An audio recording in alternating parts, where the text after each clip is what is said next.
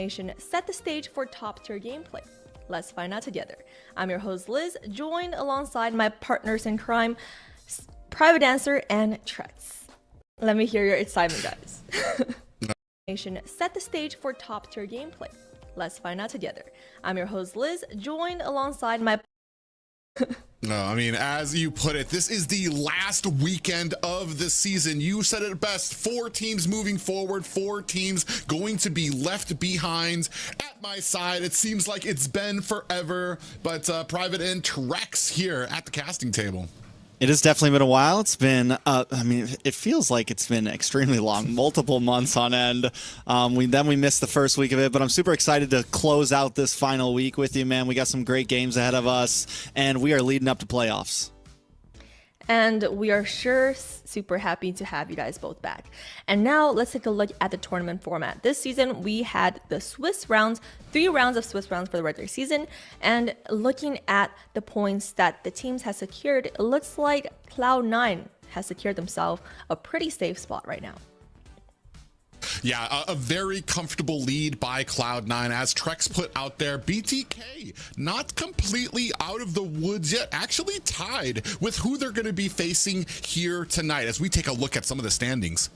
Yeah, I mean, so much on the line right now. I think it's a lot closer than a lot of people can see, honestly, because BTK up against Godspeed tied up 5 points, and that's going to be where we're really looking at that number 3, that number 4 spot. And honestly, even Maple Leaf isn't completely safe. We have some of these lower contenders like Gosu Nighthorde looking for a 4-point win tomorrow to possibly catapult them into the number 2, 3, or 4 slot as well. So all of these teams need to get as many points as they can on the board this weekend.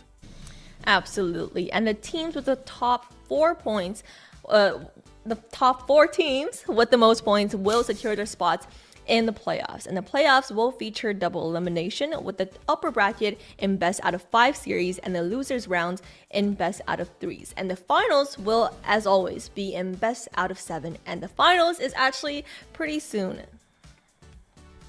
Yeah, as we said, 50% of these teams will not be joining us next week. It's going to be pretty much a farewell, a swan call for some of these teams here tonight.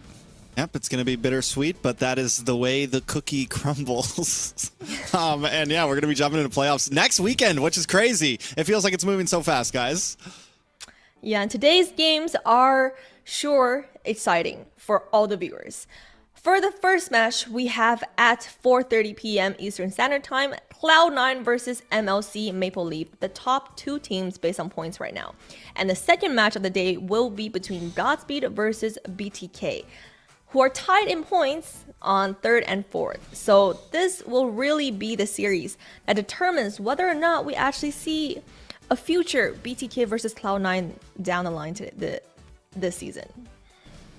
Yeah, as you said, it's actually a very important match for BTK and Godspeed that will round out our night. But beginning the night is going to be Cloud9 taking on one of my favorite Dark Horse teams, the Moonlight Club Maple Leafs, who have shown some promise going up against what many are considering the powerhouse in North America right now.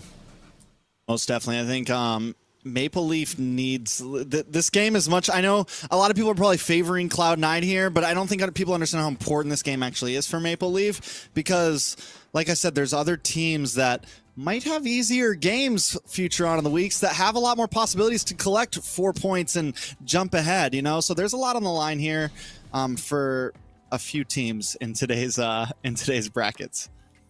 And there are a lot of online for all the players as they are looking at a $25,600 total cash prizes and 1.5 million diamonds. Total of $50,000 value prize for all the players.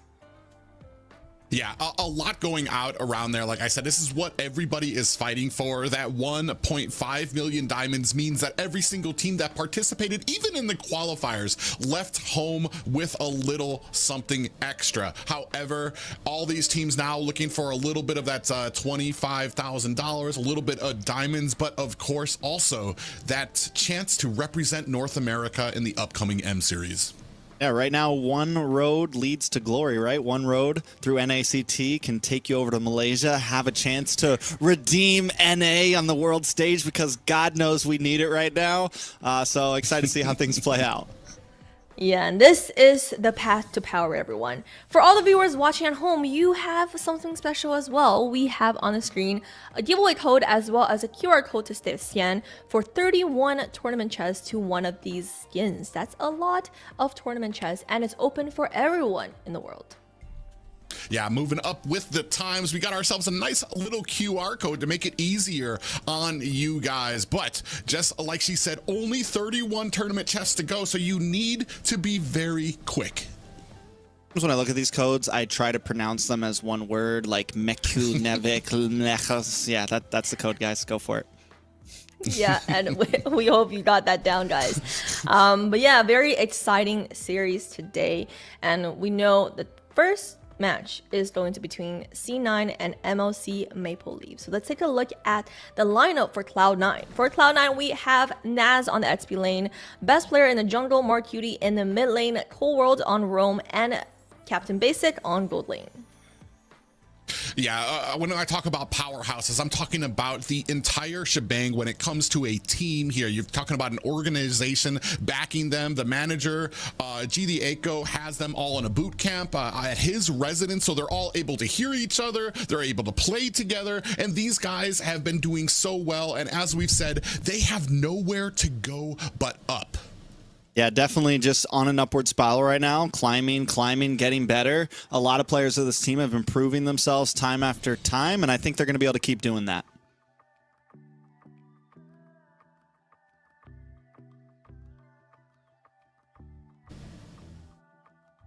All right, let's take a look at Maple Leaf now. It does look like we have Yureshi, Nasty Wayne, J-Law, Pavel, Toru. This is a team that, I mean, it's not something that anyone predicted to be the best of the best, but they are definitely showing they are hungry for this. And as we've seen in past NACTs, you never know when the upset can come. And if there's a team that can maybe steal a grand final slot, this could be one of them. Yeah, it's been a very big road for a lot of these players here. Some big names here, Yureshi, Toru, formerly known as Gina Godmode, who's been kind of on the bench for the last few seasons. I've been excited to see him in the gold lane. And then the comfort coming from Area 77, who have kind of been a very consistent player when it comes to teams in North America. So it's going to be very exciting to see how well that this team can stack up to what many are saying might be the possible best in North America. Most definitely. Liz, how you feeling about those teams? I'm feeling great. My mic was muted just was it? For a little bit, but we saw how the powerhouses of NA have shown their face, and I love the player poses. So yeah, very exciting. Very exciting series indeed.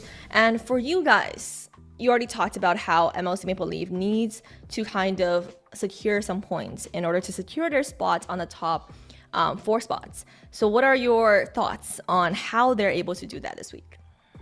Well, and this is something I talked about, I want to say, in MLC Maple Leaf's first series. When they went on their last match of that series, they went with an off-the-wall pick of a Sun. And I'm wondering, now that we're here at the last weekend of the season, will that pick, will that eventual loss come to bite them in the butt here when it comes to trying to make it into the top 4?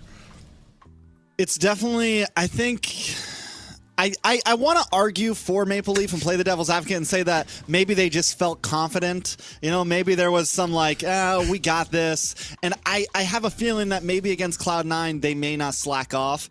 I still think it's going to be a very hard game, and there's definitely zero room for slacking off at all. There is zero room for even making honest mistakes, let alone, let alone doing it on purpose or cheesing or anything. MLC Maple Leaf has to come into this the best they can. And let's see who our casters voted for their predictions. It looks like even Private Dancer voted for Cloud9. I mean, you talked a lot about how MLC Maple Leaf is your favorite team or was one of your favorite teams. So what happened here, Private?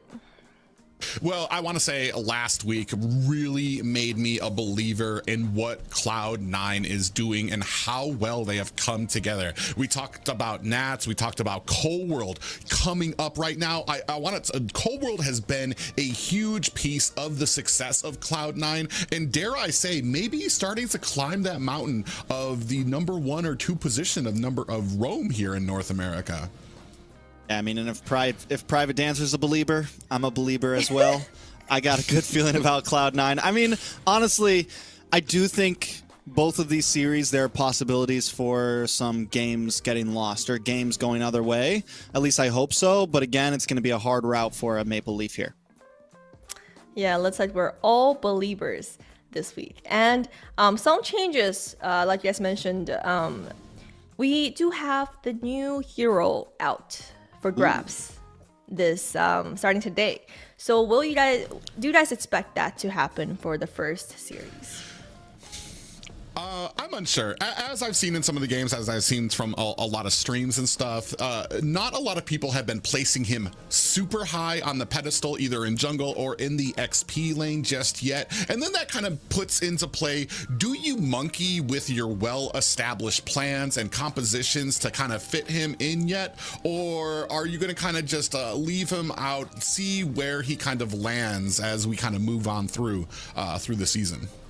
I think maybe we don't see him game 1. I don't know. I guess it could go either way, right? Maybe it could go one way where we don't see him game 1, and if a team gets comfy, they try out something new, or he is the new secret weapon. I mean, a lot of times, I remember when Jushin first came in, a lot of people were doubting it, didn't think it was going to be very viable, and then we saw it all throughout MWI, into Snapdragon. It was a powerhouse for a while there. So, I mean, you never really know with some of these new heroes. Sometimes they're doubted, sometimes they're hyped up, and they flip-flop the other way.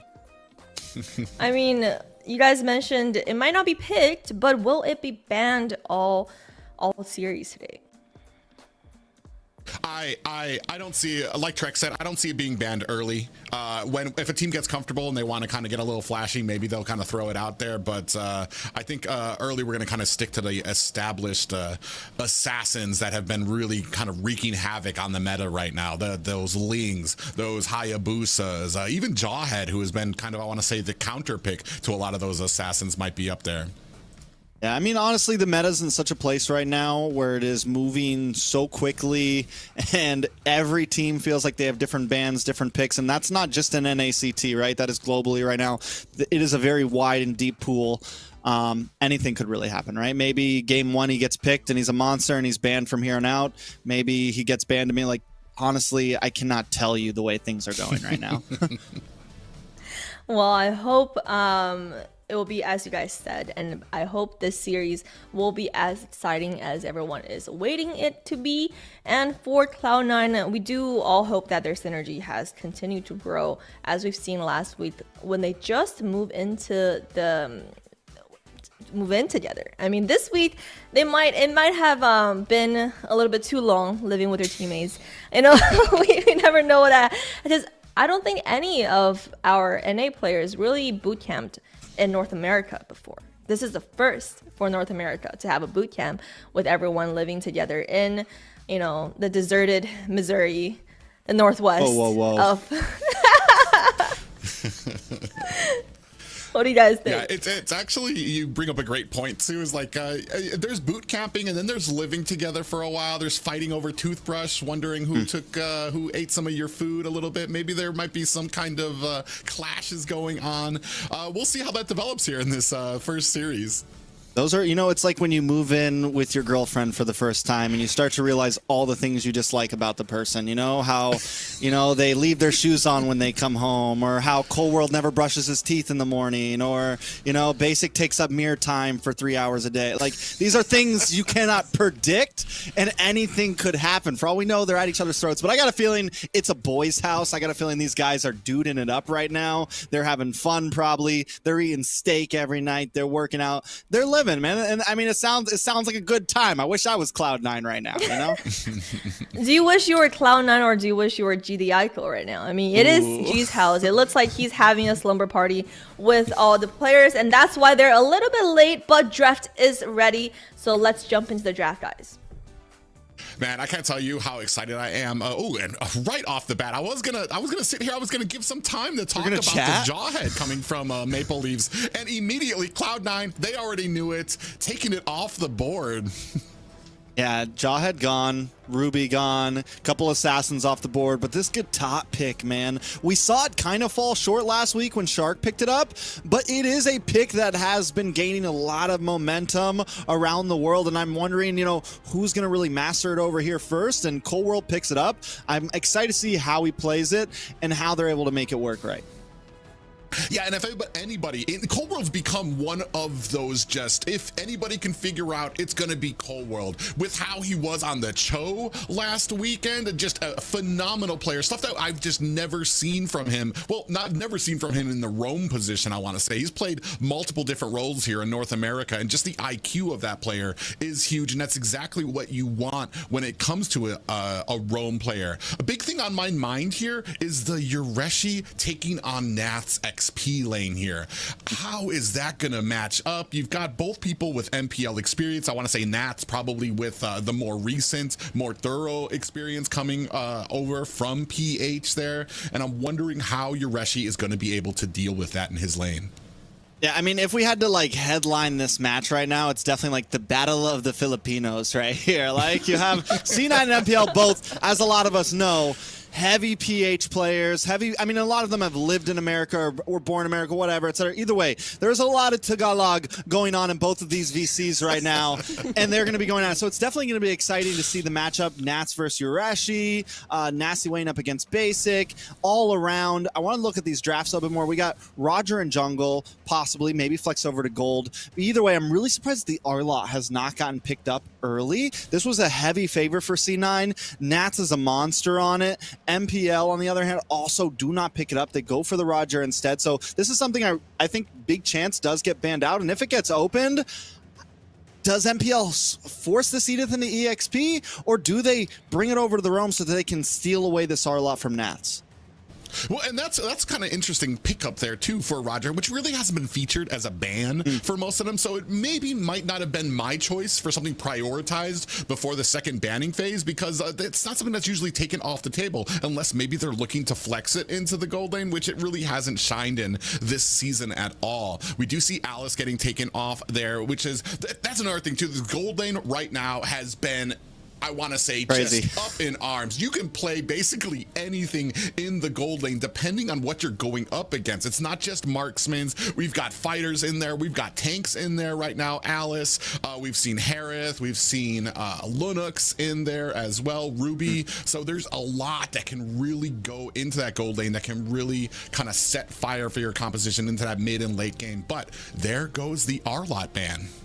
Yeah, there are phone calls happening right now, people arguing who the best gold laner is. I think that is definitely a truth. The R-Lot is going to get banned out. MBL gets first pick here. If they want to keep the Edith in the EXP, they already have a decent one.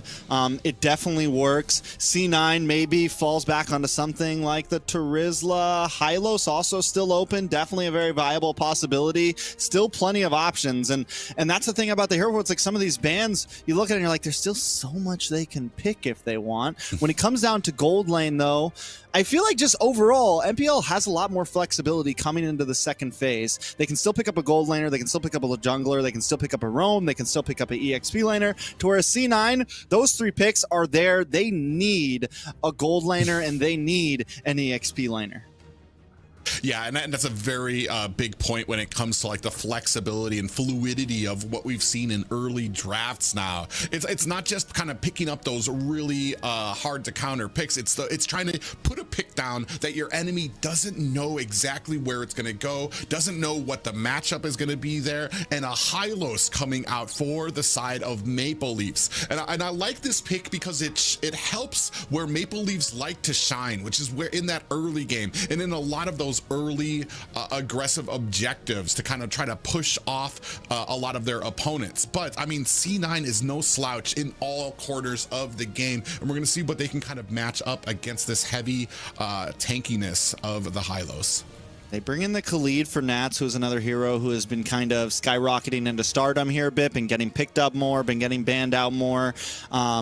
I think it's decent. I think we get a good answer to the Roger. One problem he's going to have to deal with, some of the crowd control coming from this Hylo, some of the crowd control coming from this Edith. Then they lock in the Claude, going to be a nice comfort pick for basic. Overall, C9 feels kind of well-rounded, and it really matches well with the playstyle they've been bringing, which is a more spread out attack style, a more angular attack style. We're not jumping at you all as a group, and it's going to work great going against something like a Hylos. You don't have to worry about everyone getting caught in this glorious pathway. You don't have to worry about everyone getting caught by something that MPL wants to bring. So MPL now has to think about how are we going to attack that. They bring in the carry as their last pick, something that's going to give them a secure end game, and that is going to be a Roger in the jungle private.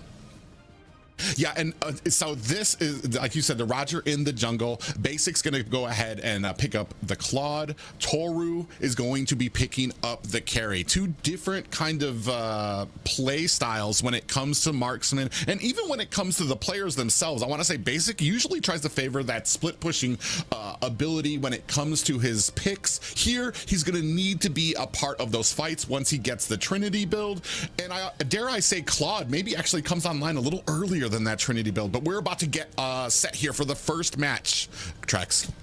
Yeah, we're going to be jumping into the first match. Like I said, a lot is on the lines here, and I mean, if you're just jumping in, if you're just starting to view, this is the last week here.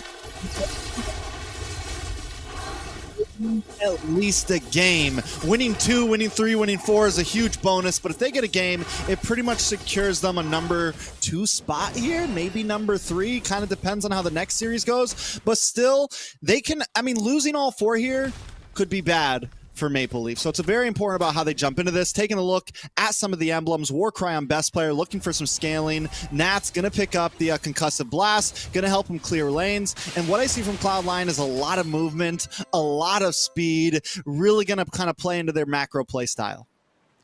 Yeah, they're really kind of hoping to kind of keep it a lot of pressure here, especially in the early game, which is where I've seen Maple Leaves shine here. Now starting a rotation at the bottom, you can already see this jungle started cleared out there. Nasty Wayne looking to contest. Best player finds himself in the wrong side of a pop-up. Nasty Wayne put in some damage on, and now being chased by Mark Cutie and Cole World. And oh, they actually might be able to make him pay. Big pop-up there comes in. Best player, Cole World finds himself a kill onto Nasty Wayne. Pavel looks like he's next on the list, surrounded by 3 players, and that is going to be 2 for the pockets of Cloud9.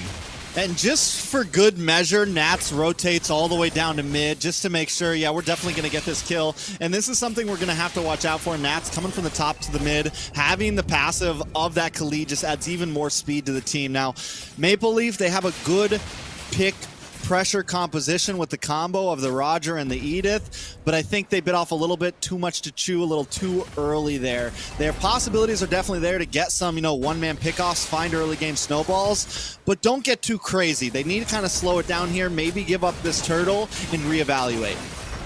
Well, they're definitely gonna have to give up the turtle, but that's kind of where the problems start for this team. Is you start giving up turtles, you're not ready as soon as the next turtle comes up there. You can already see a little bit of poking. They're kind of checking their nose around the jungle. They're looking for an invade, possibly here for the blue as it comes up here. Pavel takes a bit of damage, down to 50% health. Cole World gets a pop-up for his efforts. Yureshi on the side, he rotates down to mid now, taking a heap of damage from Nats. Here comes the Avatar, the Guardian. Is that gonna be enough? Cole World in trouble, procs his own healing. Is that going to be enough to keep him up? Yureshi down to 10%, finds himself an escape covered by Pavel.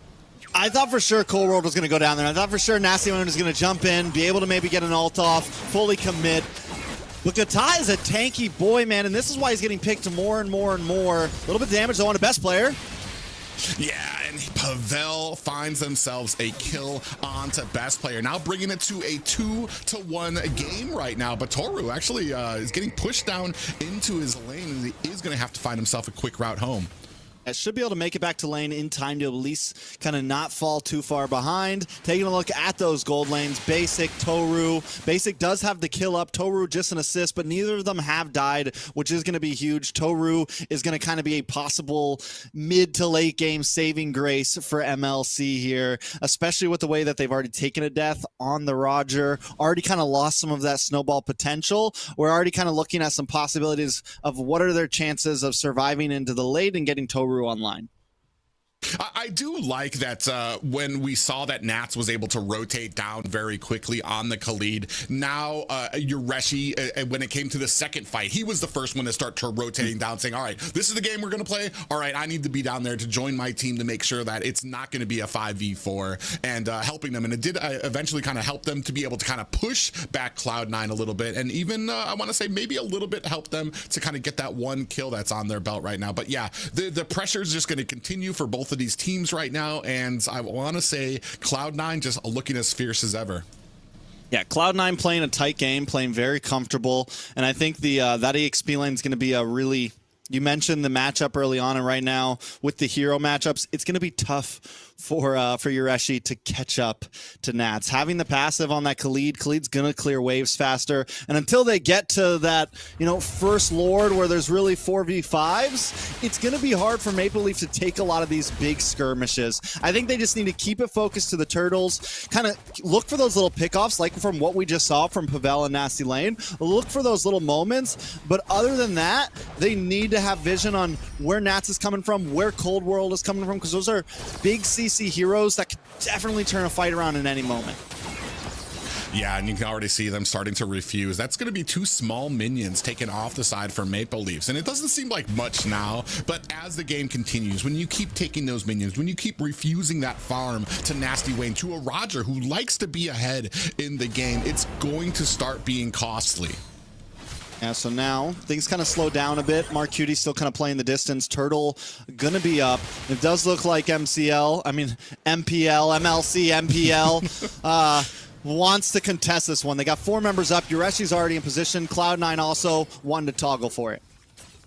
Yeah, but the thing is they're not actually like going for it. They are standing around. Now you have the jungler up at the top. He's going to go ahead and try to clear. Now we do get a little bit of damage onto the turtle. We're pulling it towards our direction. Mark Cutie here keeping a good job of keeping the vision on it. Nats coming in from the side. Pavel down to 50%. Nasty Wayne now chunking onto this turtle. Yureshi with a little bit of healing. And it looks like this is going to be a free uncontested turtle for the side of Maple Leafs. But on the bottom, Toru in trouble. Finds himself on the wrong side of a shadow kill, but wisely moves to his minion, spread that damage up amongst them, and may be able to protect his tower. Yeah, I'm watching best player on the mini map. He kind of gives up that turtle. He starts making his way down to gold. They make the big play in the gold lane. They get a lot of gold plating into Basic's hands, giving him even more of an advantage. And not only that, but take down a nice chunk of tower. So honestly, feels like a fair trade for Cloud9. And looking at the gold, it's maybe even more of a fair trade. They're now jumping up to almost 2K gold lead, 1.8, something around those measures. So Cloud9 feeling comfortable, holding good map control, and coming into every moment with a plan.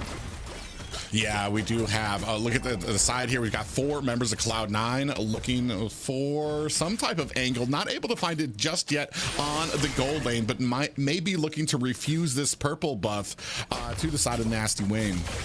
I'm waiting for the big pincer, right? Because the Avatar of the Guardian, the AOG, the Gatot ult is very, you know when it's coming right away. But where I've been seeing a lot of teams succeed with it is kind of forcing them to move one way with a couple members. The AOG comes behind them, so you're kind of sandwiching them between these two picks. And Cloud9 does have the opportunity to do that using the Raging Sandstorm, using Mark Cutie, and look, Toru.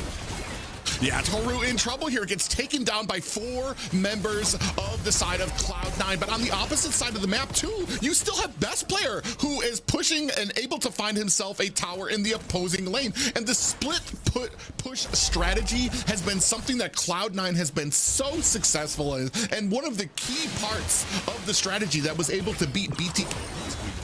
And Nasty Wayne, though, does find a tower in the mid side, so Maple Leaf doesn't completely come up short-handed. They're definitely slowly bleeding out here, but finding that mid tower is going to give them a little bit of space, a little bit of breathing room when it comes to some of these neutral objectives in the river. Going to give them a little bit more movement around the map, but now Nasty Wayne might be in trouble. Oh, yeah, he is already going to use that Lycan pounce. Out comes the glorious pathway from the Hylos. It's not going to be enough to save them, and that's going to be your retribution down right before this last turtle. And there's that AOG I was talking about, right? Whenever you're trying to run away, that's when Cold World is going to bring it in. So you just have nowhere to run. You're either walking into a huge knock-up, or you're walking back to the two guys that are trying to kill you. And Cloud9 using it very well. MPL now in a space where, you know, we're on the back end. We're behind what's getting close to the 4K gold mark here. Where are we at? What do we have to do to kind of survive this? And again, it's back to when can Toru get online? Because at this point, Nasty Wayne, 0-2-1, doesn't have a lot of options. When does their power spike exactly hit that they can actually take a fight? Yeah, and that's the problem here, the longer, and right now what you have is Toru, who's kind of joining up in a lot of these fights. They have to start grouping up because they can't be isolated out there alone, because Cloud9's going to find them, he's going to be able to gank them, and that's a problem for Toru, who still needs to get farmed, still needs to find some of these minions on the outside there. A little bit of an aggression coming in here as Yoreshi finds Nats. Nats is going to go ahead and use that Sandstorm to get himself out of harm's way. Nasty Wayne, oh, I thought best player does not have the shadow kill there, so still able to push back Nasty Wayne. And Nasty Wayne not feeling very nasty today, man. He's having a rough time. It's 0-2-1. J-Law, though, taking 0 deaths. Toru in trouble. Yeah, there goes the blazing duet. Toru goes down. Nasty Wayne coming in from the side. Big pop-up lands. That's going to be enough to take Nats down. Cold World looking for an escape. Finds himself a stun. Gets taken down by J-Law. Nasty Wayne here, but look at the damage coming off from Basic. Able to find a kill onto Nasty Wayne. Popped up by Pavel. Mark Cutie putting on the damage while Basic puts on the finishing touches. From the side comes best player with a shadow kill. J-Law alone to tell the story of what happened to his team members. For just a split second, it feels like Maple Leaf has a chance there, and then it is crushed. They find 2 members, putting them at 3, but right now, Cloud9 are just on a roll and taking a look at Basics items. He's got the Trinity locked in. 8K gold, 9 minutes in. He's feeling himself, and now he can really get groovy in these fights, right? He can really get involved in all of these fights. He's leading out of all of his teammates in gold, and normally it takes a bit. Normally Basics more of the slower play to marksman, hanging out in the off lanes, but this time he feels very involved in these team fights. Yeah, best player going to go ahead, clean up a very fresh Lord there. Pavel finds a kill onto Cold World. The rest of Maple Leafs looking to make Cloud9 pay. Diving deep in was Nats, and he's going to be able to flicker himself out to safety. That's going to be more than enough to kind of push back Maple Leafs, maybe make them rethink their strategy as they were running through the enemy jungle. I mean, Maple Leaf does find a kill there, and in a situation like this, everything is a win. Every little kill that you can get that you don't lose something for is definitely a win. Cold World does come back up right in time with the Lord, so Cloud9's still going to get a solid push out of this, but Maple Leaf at least gains enough ground there that they can find some positioning on this defense. The question is do they just stick to this very huddled up, grouped up type of strategy? Which, yes, I kind of want to say they do because of how far behind they are, but at the same time, you're giving yourselves over to the macro that Cloud9 wants to bring, so it just feels like a lose situation. Well, and that's the brilliance of some of this strategy. Yoreshi does find a kill, and a best player who missteps, kind of diving into that tower, and a good, I want to say maybe a little bit of an opportunity here for Maple Leafs, but I want to say the biggest part of this strategy is the split pushing coming from best player. There's not a lot of people that can contest with that. You're gonna have to deal with the shadow kill. We do have the blazing duet coming in from Basic. Glorious pathway is out. Yoreshi miraculously finds himself an escape from all of that damage as Nats fending off the 3 members of Maple Leafs as they try to, they are successful with getting that high ground tower. Nasty Wayne looking for an opportunity. He's gonna find a kill onto at Cold World as Mark Cutie and Nats are running for the hills. MPL's finding some rhythm, man. They're hitting that spike. That spike that maybe was supposed to come at 8 or 9 minutes is now hitting at around 11 and a half, 12 minutes. But the damage is getting there. Even with Nasty Wayne being at 1, 3, and 5, the damage is getting there. Toru as well, taking the 2 deaths. He finally gets the Trinity build locked in. He's a little bit late to the party, but it is there. And not only that, taking a look at the tank, the one who's holding the front line, taking a look at Pavel, taking a look at Yureshi, you have a nice, strong front line that can give Toru space to move. So MPL finds a moment to maybe do something.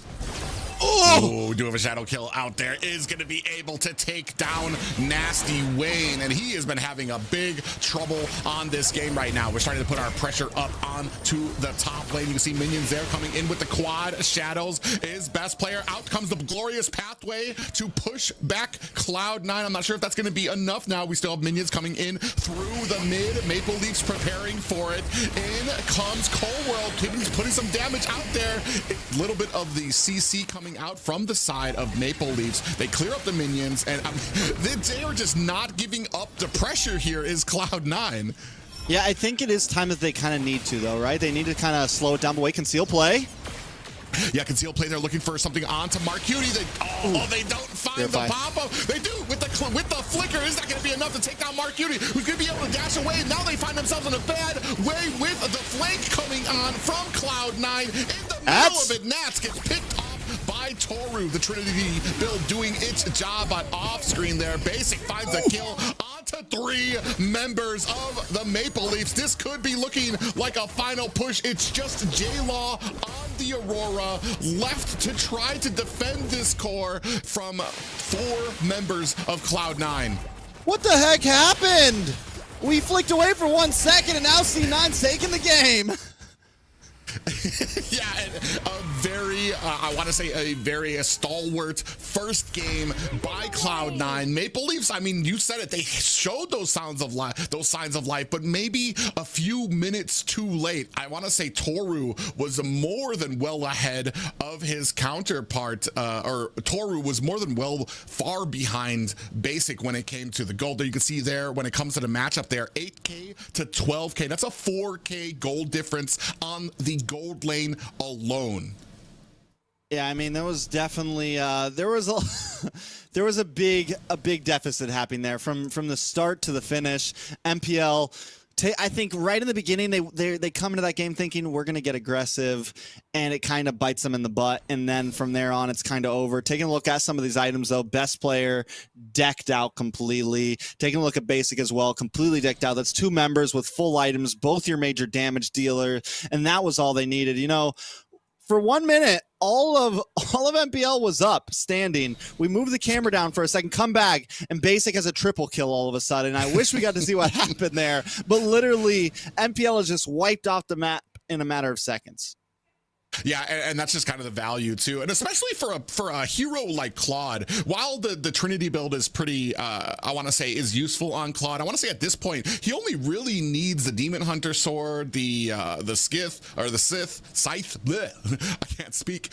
To really start doing damage, and the fact that he was 3K ahead by the time he had his Trinity build just kind of puts into perspective how well that this team was doing.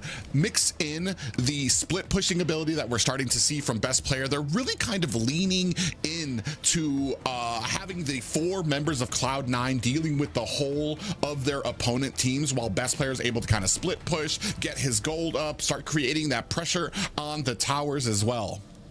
Yeah, I mean, and MPL just wasn't able to really keep up there. I think maybe come into the next game with the same type of idea, execute a little better, or take that laning phase a little bit slower. But once they let Cloud9 really get online, it was just too little too late. And in those small moments where they did kind of have some opportunity, I think, again, pushing a little bit too hard. And here's that first big kill that we saw, that first moment where everything just started, the big whiff happens, right? They go in for this invade, and it completely turns around on them. We're here at 8-9 minutes now. Cloud9 holding a big lead of about 3,000 gold, multiple multiple towers. And MPL, they have some moments. They're willing to flip the coin. They're willing to take the fights. But every time Cloud9 gets the turnaround, and Basic never really gets taken down. He's always able to keep his distance. And though he's not the most flashy attacker, he's still able to whittle them down consistently.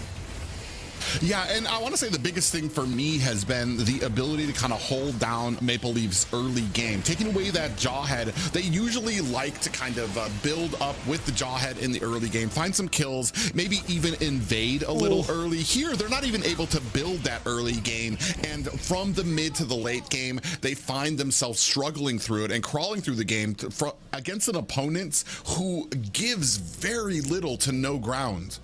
You know, we got to see at that time. We actually, because we flicked away in live, but they still had the replay of what happened there. And I think he didn't have his Blazing Duet for a second. He was like standing there, and then he's like, okay, I'm going for it. They were all about 10% health, and he's just able to clean up.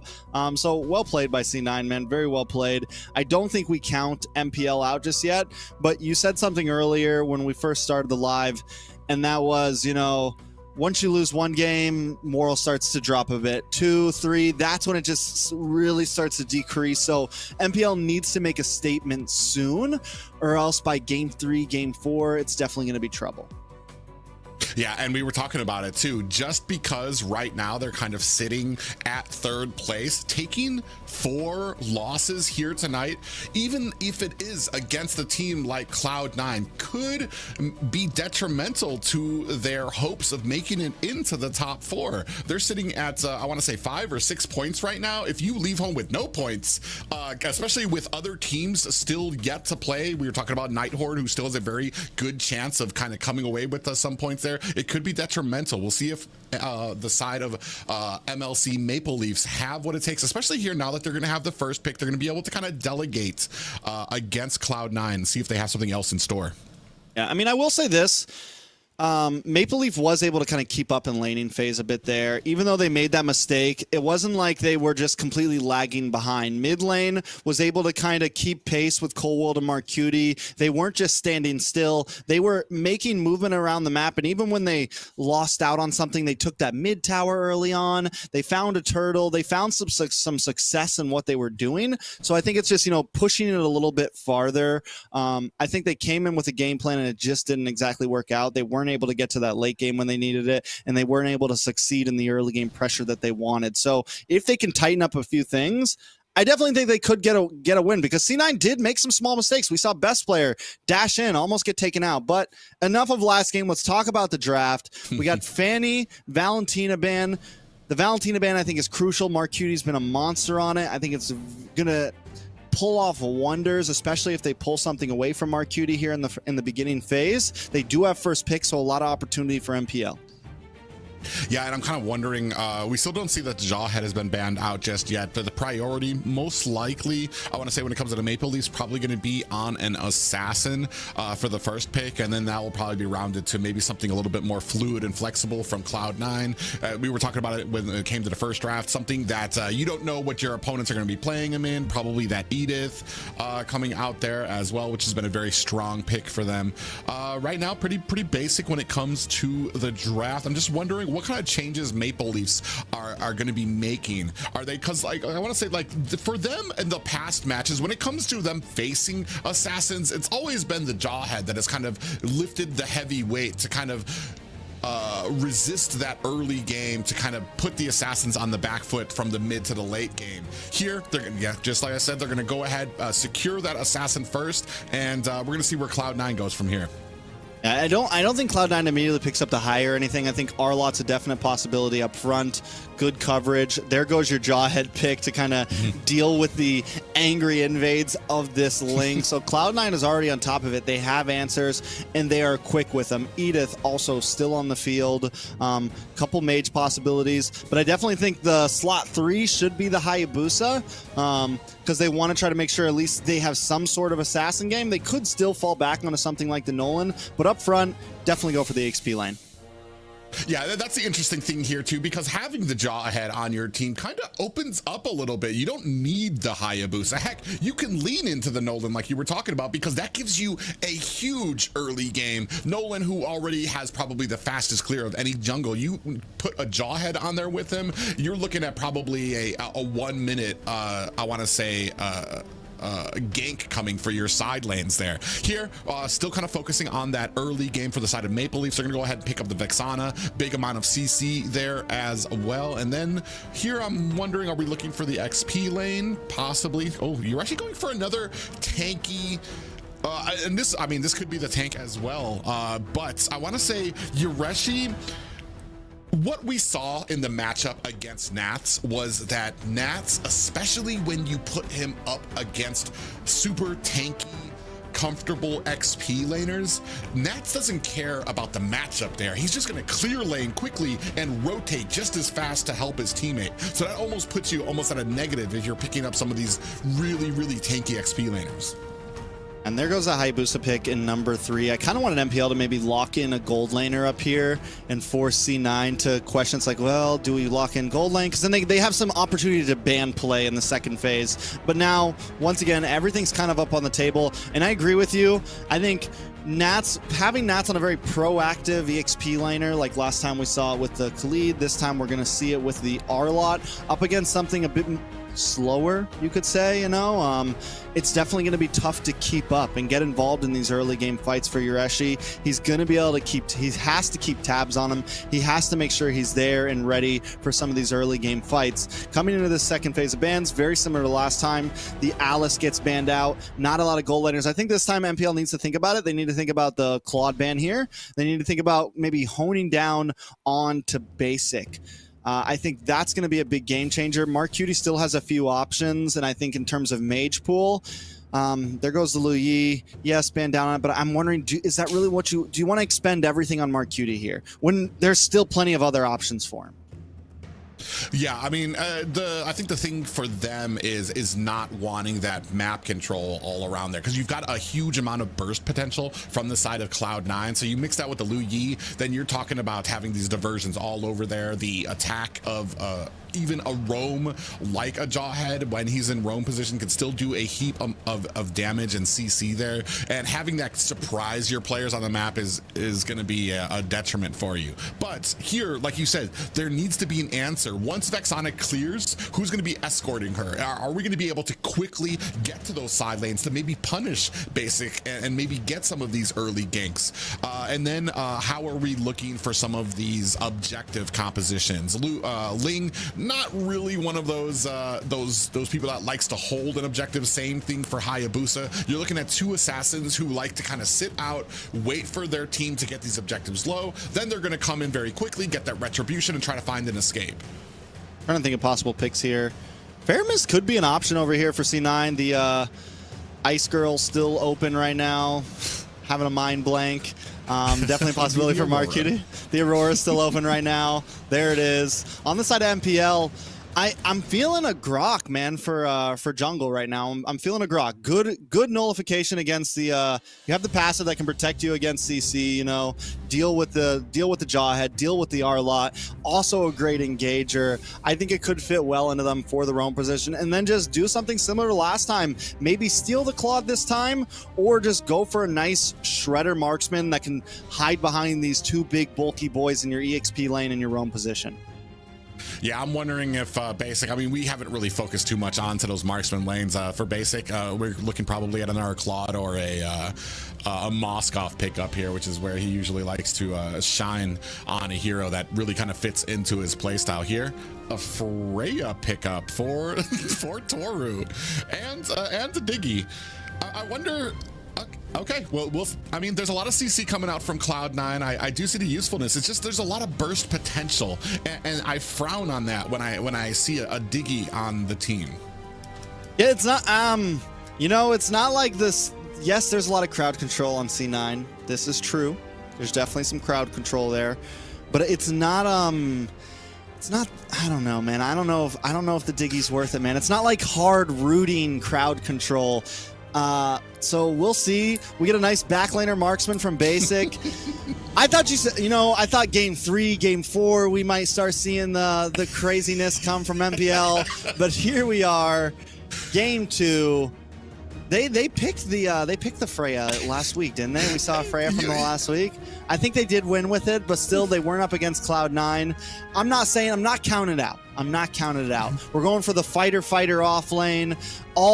All hail the Ling. A lot of damage on Ling. This is, once again, this is very Ube-esque. This is a very paired up composition. We're trying to get together and mow you down, but Cloud9 has already proved that they don't care about that. They're going to attack from angles. They're going to split push. They have the Hayabusa. They have Basic.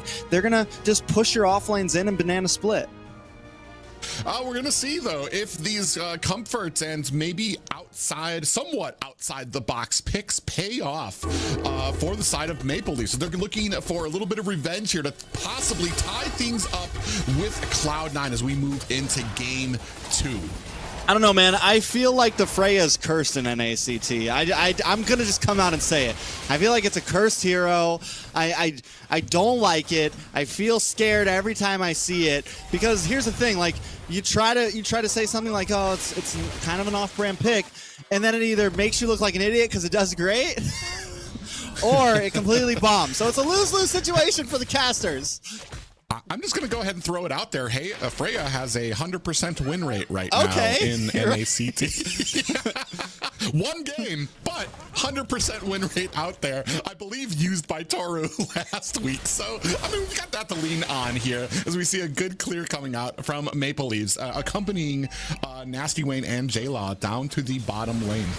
Now, one good thing about Basic on this Clint, also not the most popular gold laner, but against the Freya, you will be able to range. You will be able to kite back with that second skill whenever Toru wants to engage. So as we're seeing now, Basic's going to have a nice advantage in this gold lane, man. He's going to be able to kind of control the wave. He's going to be able to control the lane. He's going to be able to poke as much as he wants. And Toru's going to have problems even fighting for minions.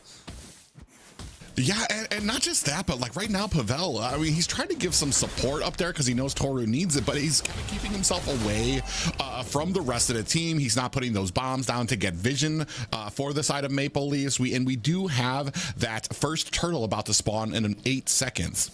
I want to point this out as well. Both trio mids are like taking the long route around this mid area because no one really has visions.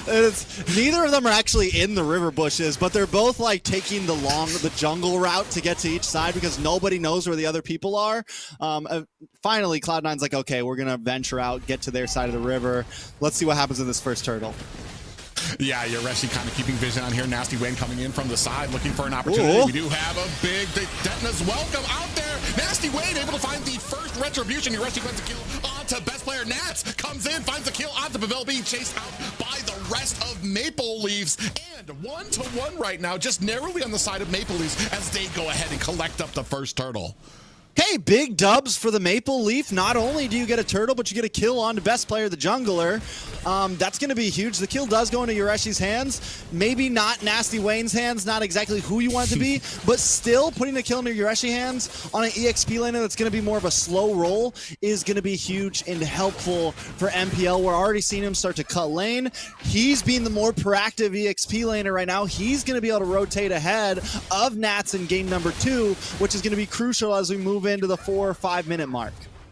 Yeah, and this is just kind of an amazing adjustment. Oh, as I say that, J-Law gets caught by 3 members. Shadow Kill is going to chase him down, even with the flicker expended. And that's going to be a flicker down for J-Law. And another kill for the side of Cloud9. Oh, Yoreshi gets caught with a final slash. This might be all she wrote. Cold World closing in from the rear. Detna's welcome is out, blows it into Mark Cutie, but out comes the kill from the Cloud9 mage, and that's going to be 3 in the favor of Cloud9 while the rest of Maple Leafs work on this top tower. Right, he bought a little bit of time, and then up in the gold lane, with the help of Pavel being up there, and not only that, once that level 4 comes in for the Freya, you can start getting a little bit more aggressive against the poking marksman. You get a little bit of shield, you do a bit more damage, and now Basic actually getting pushed back. And I was just about to say, you know, it's kind of dangerous for J-Law. That's why we see J-Law get picked off, because Pavel's really hugging this gold lane. But it might pay off in terms of Toru. We saw some of the items. Gold not too far ahead for MPL, but the fact is they are ahead. Here comes the time journey to go ahead and save Toru from that well-placed final slash coming out from Nats, who's all over the map. You wouldn't even think Nats was an EXP laner when you look at some of these fights all over the map, especially opposite side of the map. And that's going to go ahead and clear things up for this next turtle. Basic gets clobbered onto by Nats. Wayne looking for his Tempest of Blades, going to go ahead and find a kill. Toru picks up another kill. I want to say maybe at the detriment. That's a second kill that's been taken away from Nasty Wayne. Colwell comes in there. And that is a freeze coming out from the Aurora. Nasty Wayne is down. Best player off screen finds a kill onto Pavel. At first, I was going to say it was a fair trade. At first, I was, ooh, wait a second. Reshi. Yeah, he tried to get over that wall. If he would have got over that wall, that would have been a brilliant play, and it would have even been able to stun Mark Cutie. But this actually now might be the death of your Reshi here, leading the kills for Cloud9 to 6-2 right now. Best player looking for an escape finds one after taking down the tower at top. You know, I was going to say that it was almost a really good, fair trade for Maple Leaf, getting basic for the turtle. But then Nasty Wayne gets cut off, and then the dominoes start to fall, more members start falling, and now Cloud9 sitting with the lead. Ooh, we do have that ultimate coming out for Toru, best player from the side, and Pavel's gonna have to use that time journey. Is it gonna be enough? Nats and best player Coldworld and Mark Cutie coming up for reinforcements from the side. J-Law over here trying to put on the CC. Is it gonna be enough to save Toru? It is not, as Mark Cutie and company find themselves 2 more kills. I mean, we are starting to see Freya. Freya for a moment was looking scary, but now Freya's dead. Cloud9 back in control of the map, back in control of the game. For just a moment, Maple Leaf, we thought we had something there, but now Cloud9 showing they've hit their spike. They're at about 6 minutes. Basic's getting more involved. Nats is back to his usual, I'm all over the map all the time type of mode, and Cloud9 is back in the zone. Maple Leaf has to disrupt that, maybe hold back for just a second, maybe even give up this turtle. But Yureshi keeps getting caught off. Yeah, there's 4 members now logging on to Yureshi. Final slash goes out, pushing him away from the tower. Oh, Coldworld actually caught up there. Look at all the damage coming out from J-Law there with that Ancestral Guardian. Nats brought back with the reverse time. They are chasing after him as best player coming up from the top, looking for the flank, comes in, finds a kill onto Pavel with the quad shadows. He didn't even need his shadow kill there, as he's going to go ahead, turn his attention to this turtle. And here's where we're starting to see the problem with the Diggy roam right now. It's a little too squishy. It goes down a little bit too fast. And with Yureshi not really ever being with the team, he's kind of continuously off doing his own thing, getting caught off, it seems too much. Him taking that many deaths, not being able to be as tanky as maybe you want him to be. We're starting to see the cracks start to happen in the composition. Yeah, and that's the unfortunate thing here, though. But I want to say making good use of this lane pick. Yureshi... Well played. Well played. Deadness welcome to nullify. No, he used the Deadness welcome to nullify the crowd control and then flickered. That was actually super clean. That was clean. I give him that. And now you can see that Maple Leaf is going to go ahead and put some pressure onto the top as the jungle for the side of Nasty Wayne getting invaded here. That's going to be a purple buff, going over to the side of Cloud9 now. MPL though, getting some towers. Like, we saw this in last game. They're doing it well in this game as well. Oh, hold on, Yureshi. Yeah, he goes in there for a Detonus welcome, misses it, and the time journey has to come out to secure his escape from, I want to say, the entire team of Cloud9 before they kind of clamored onto him. And that's going to be a time journey that they're not going to have for 50 more seconds. Yeah, 50 seconds. Lord comes up in about 43, so are going to be able to hang in there. Let's take a look at some of these items. Nasty Wayne has the Berserkers, has the Claws, looking for a prolific Roar, but looking over at best player, he went for the more scaling route here. Has the War Cry, has the Hunter Strike, almost got a BOD. He's holding about 1,000 gold lead over Nasty Wayne, taking that death. I think he took a death really early on, so these 4 kills are going to stack with his items. So right now his damage is getting more and more. He's got even more lethality paired up with the Hayabusa Uji Shadow kill, so definitely going to start becoming a threat on the map. Yeah, and then that kind of brings out, when does this time journey come out? You've got so much CC from Nats, from Mark Cutie, and then the potential for that shadow kill coming out from best player. When are you going to be using this time journey? Because it feels like if you try to block one, you've still got 3 or 4 other answers coming from Cloud9 that would actually make use of it. Nasty win. Oh man, I was about to say that Caldwell with the conceal play there, going to the purple buff. That almost was all she wrote for Nasty Wayne. The rest of the team sees it, is going to go ahead, try to secure this for him. Most definitely. One thing I do have to point out for MPL, they're not falling into that route of how a lot of teams just kind of get reactionary and continuously chase around Cloud9. They do look for plays. We have Nasty Wayne looking for towers on the off lanes. Maple Leaf have been able to secure both off lane tier 3s. They're still playing their game. Oh! As welcome, it does connect on the 3 players. Here comes the time journey. Is out. Nasty Wayne comes out. Tempest the Blade. That is going to be all she wrote for Mar Cutie. That's going to be 1 down for the side of Cloud9. You can see Cloud9 actually looking for positioning. Still, this does not discourage them for going in for this Lord fight. Even with 1 player down, they know what they have to do. Lord down to about 50%. And you see the side of Nasty Wayne still off in the distance. Now the Lord, more damage going to be putting on there. A little bit of a pincer move coming from Coldwell, comes in there. Basic finds the Lord. Best player finds a kill onto Toru and Pavel and J-Law. 3 down by best player. And running for the hills is Nasty Wayne, who has to get back to base. There's always one point in the season that Basic sets us up for it. Basic, the Retchery God. Gold laner, taking the Lord, gets the final hit. MPL had some control. They played the back and forth, but Cloud9 played the back and forth just a little bit better. Yeah, and we're able to, especially, best player comes in, was able to find a kill onto 3 members of Maple Leafs there too as well. So, this is just a heck of a Lord and a value coming out to the side of Cloud9. Most definitely, Lord is going to be marching down, maybe a little bit too early. MPL may be able to shut it down, should be able to defend here. Down on the boss side, Nasty Wayne giving him a little bit of a run. Cloud9 just looking for as much purchase as they can on these towers. Yeah, and they're going to go ahead and bring it down to only high grounds. Nasty Wayne doing a good job with that. I want to say, you talked about it a little bit too. Nasty Wayne, especially on the side of Maple Leafs, they know what they need to do, especially on a Ling, and it provides him that ability to kind of get that purple buff like you saw there. Do some of the split pushing here. The only problem is when it's matched up against Cloud9, who likes to do the same thing, Cloud9 is having a much better time using those 4 other members on their team to be able to kind of hold the line and wait for best player to get there. There's something else I wanted to look at that I didn't look at in the items. Pavel on this Diggy.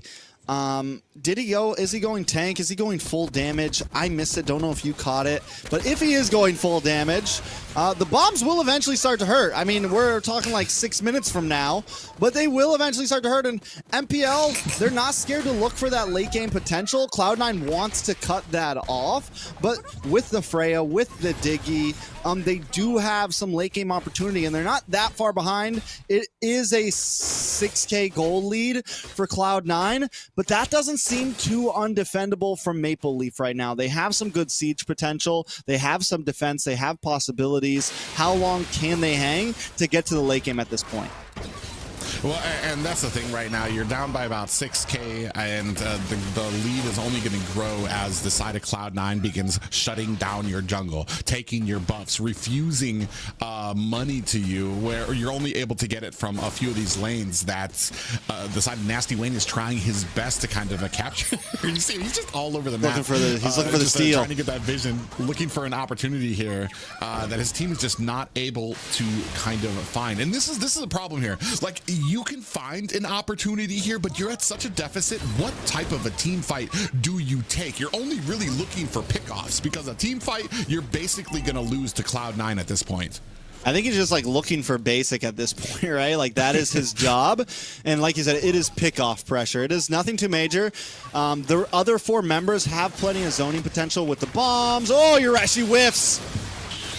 Yeah, he misses it, taking down to about 50%. Freeze coming out there as well. Yureshi dancing all over that bush, while Nat's actually going to have to flicker out of there. Down. That is a dino down for the side of a Maple Leafs. And here comes best player from the flank, comes in, shadow kill onto 3 members. It's not going to be enough damage to take them down. Time Journey is out from the side of Pavel, who's going to get bursted down. final slash is out. The passive comes out for J-Law using the flicker. Oh, Mark! Able to get away. What a play from Mark Cutie to flicker in, find the kill. It's just Nasty Wayne and Toru left to defend their core against 5 members of Cloud9.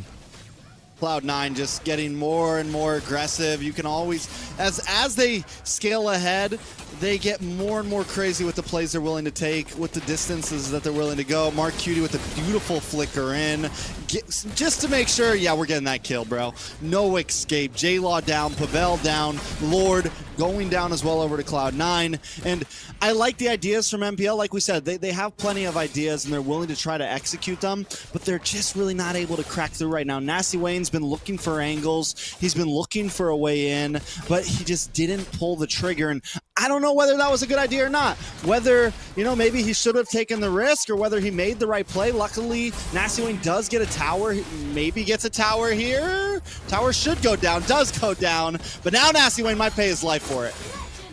Oh, he does. Oh, he gets actually bursted down by best player there. I thought he was actually going to be able to possibly connect a few swords there, maybe even find a Finch pose away, but no. Best player shuts that down immediately. We are looking at a 10k gold lead with Lord, Luminous Lord, marching down the mid lane. They don't even have a tower in there. Pavel gets locked onto with the ejector, and here comes the time journey, and a bit of damage comes down. Nats gets taken down. Toru doing a great job, but Basic finds the burst of damage needed to take Toru down on that Freya. Lord swinging away at mid as another high ground at the bottom goes down. Yureshi gonna have to expend that flicker to get away from Mark, Cutie, and Basic. And now the fact that they don't have a marksman, Lord's gonna, you know, it takes a little bit longer to shred. They have no backliner. And if they don't get the dive onto Basic, they're never gonna be able to beat these fights. Yeah, and you can see all the damage now. Time Journey is out. 50% left onto the core. Can the side of Maple Leaf turn this around? Taps the blade. He's looking for the kill on the Basic. He's not able to find a Finch pose. Taken down by best player who leaps into that shadow kill even while Ling was on the wall. And that is going to be all she wrote. Wait! Toru saves it with just a hair of health left on the core. I didn't even see a health bar there for a second. Toru comes out of the abyss last second, gets the final hit on a Basic there. And I'll tell you, this time Basic was locked onto that crystal. He was doing the damage, but it wasn't enough. Best player in Nasty Wayne with the anime fights in the air. MPL are hanging on for dear life. This is what we call a game. Yeah, the Toru able to clear out there. Best player looking for an opportunity, not able to find the angle, but only just so little left onto that. And to Basic, yes, able to lock on the tower. He did what he was supposed to this time. He locked onto the tower, and he wasn't able to get it. Unfortunately, the Maple Leafs just a little quicker on the draw, but can Maple Leafs withstand another push like that? I'm not betting for it. I mean, let's listen, they did it once, and the gold gap is now dropped slightly, and we're getting closer to endgame. Toru's getting deadlier and deadlier. Listen, you might not be counting on it, but it's not 100% just yet for Cloud9. Maple Leaf, they can't fight for this Lord, right? They got to just let it come to them, and they got to look for the Hail Mary play. That is their only option, but watch for MPL. Nasty Wayne might actually try to steal. Oh, yeah, he comes in with the Tempest Blade just a hair too late. Nasty Wayne's going to have to get out of there. Time Journey is in. We whiff the Mark Cutie down. Nasty Wayne finds a kill on the Mark Cutie. Cold-World is able to take down Nasty Wayne. Toru trades that kill as well. Toru in trouble. Immortality has been activated. 3 down for Cloud9. 4 up for Maple Leafs. Can they turn it around even with a Luminous Lord heading for their base? I think they definitely can. I think it is definitely a possibility. Cloud9 needs to maybe start looking for some split push potential. Basic still not down though yet, but Toru is becoming a threat. Yeah, the amount of damage that he comes in there, especially with this Time Journey group up little Ube strat that we're seeing coming out from Maple Leaves here. 50% left onto this Lord. Nats looking for a final slash onto Yureshi. Does find himself a Denton welcome. Gonna go ahead and throw Nats. Ooh, he actually doesn't find the stun against the wall, and that's gonna be all she wrote for the Lord. Here's still the big problem though. They cannot get Basic, man. Until they kill Basic, they cannot win these fights. Even there, we saw it with just 2 or 3 members of Cloud9 and a Lord. They were able to push back 4 of MPL because there's no range on MPL right now. It is nothing but physical punchers. Ooh, Colwell comes in with an ejector onto Toru, who does receive himself a time journey. The dude immortality proc for Colwell. Nasty Wayne finds himself a kill there. Basic! In comes Toru, who takes and shreds down a basic. Mark Cutie on the back end might not be. Dude does have the passive out there. Nats able to try to fend him off, but Mark Cutie trades his life for Maple Leafs, a jungler there. 1 down for the side of Maple Leafs, 3 down for the side of Cloud9. Signs of life starting to surge through Maple Leaf. Toru just hit basic with the Hulk smash, jumped into his face, 2-shotted him.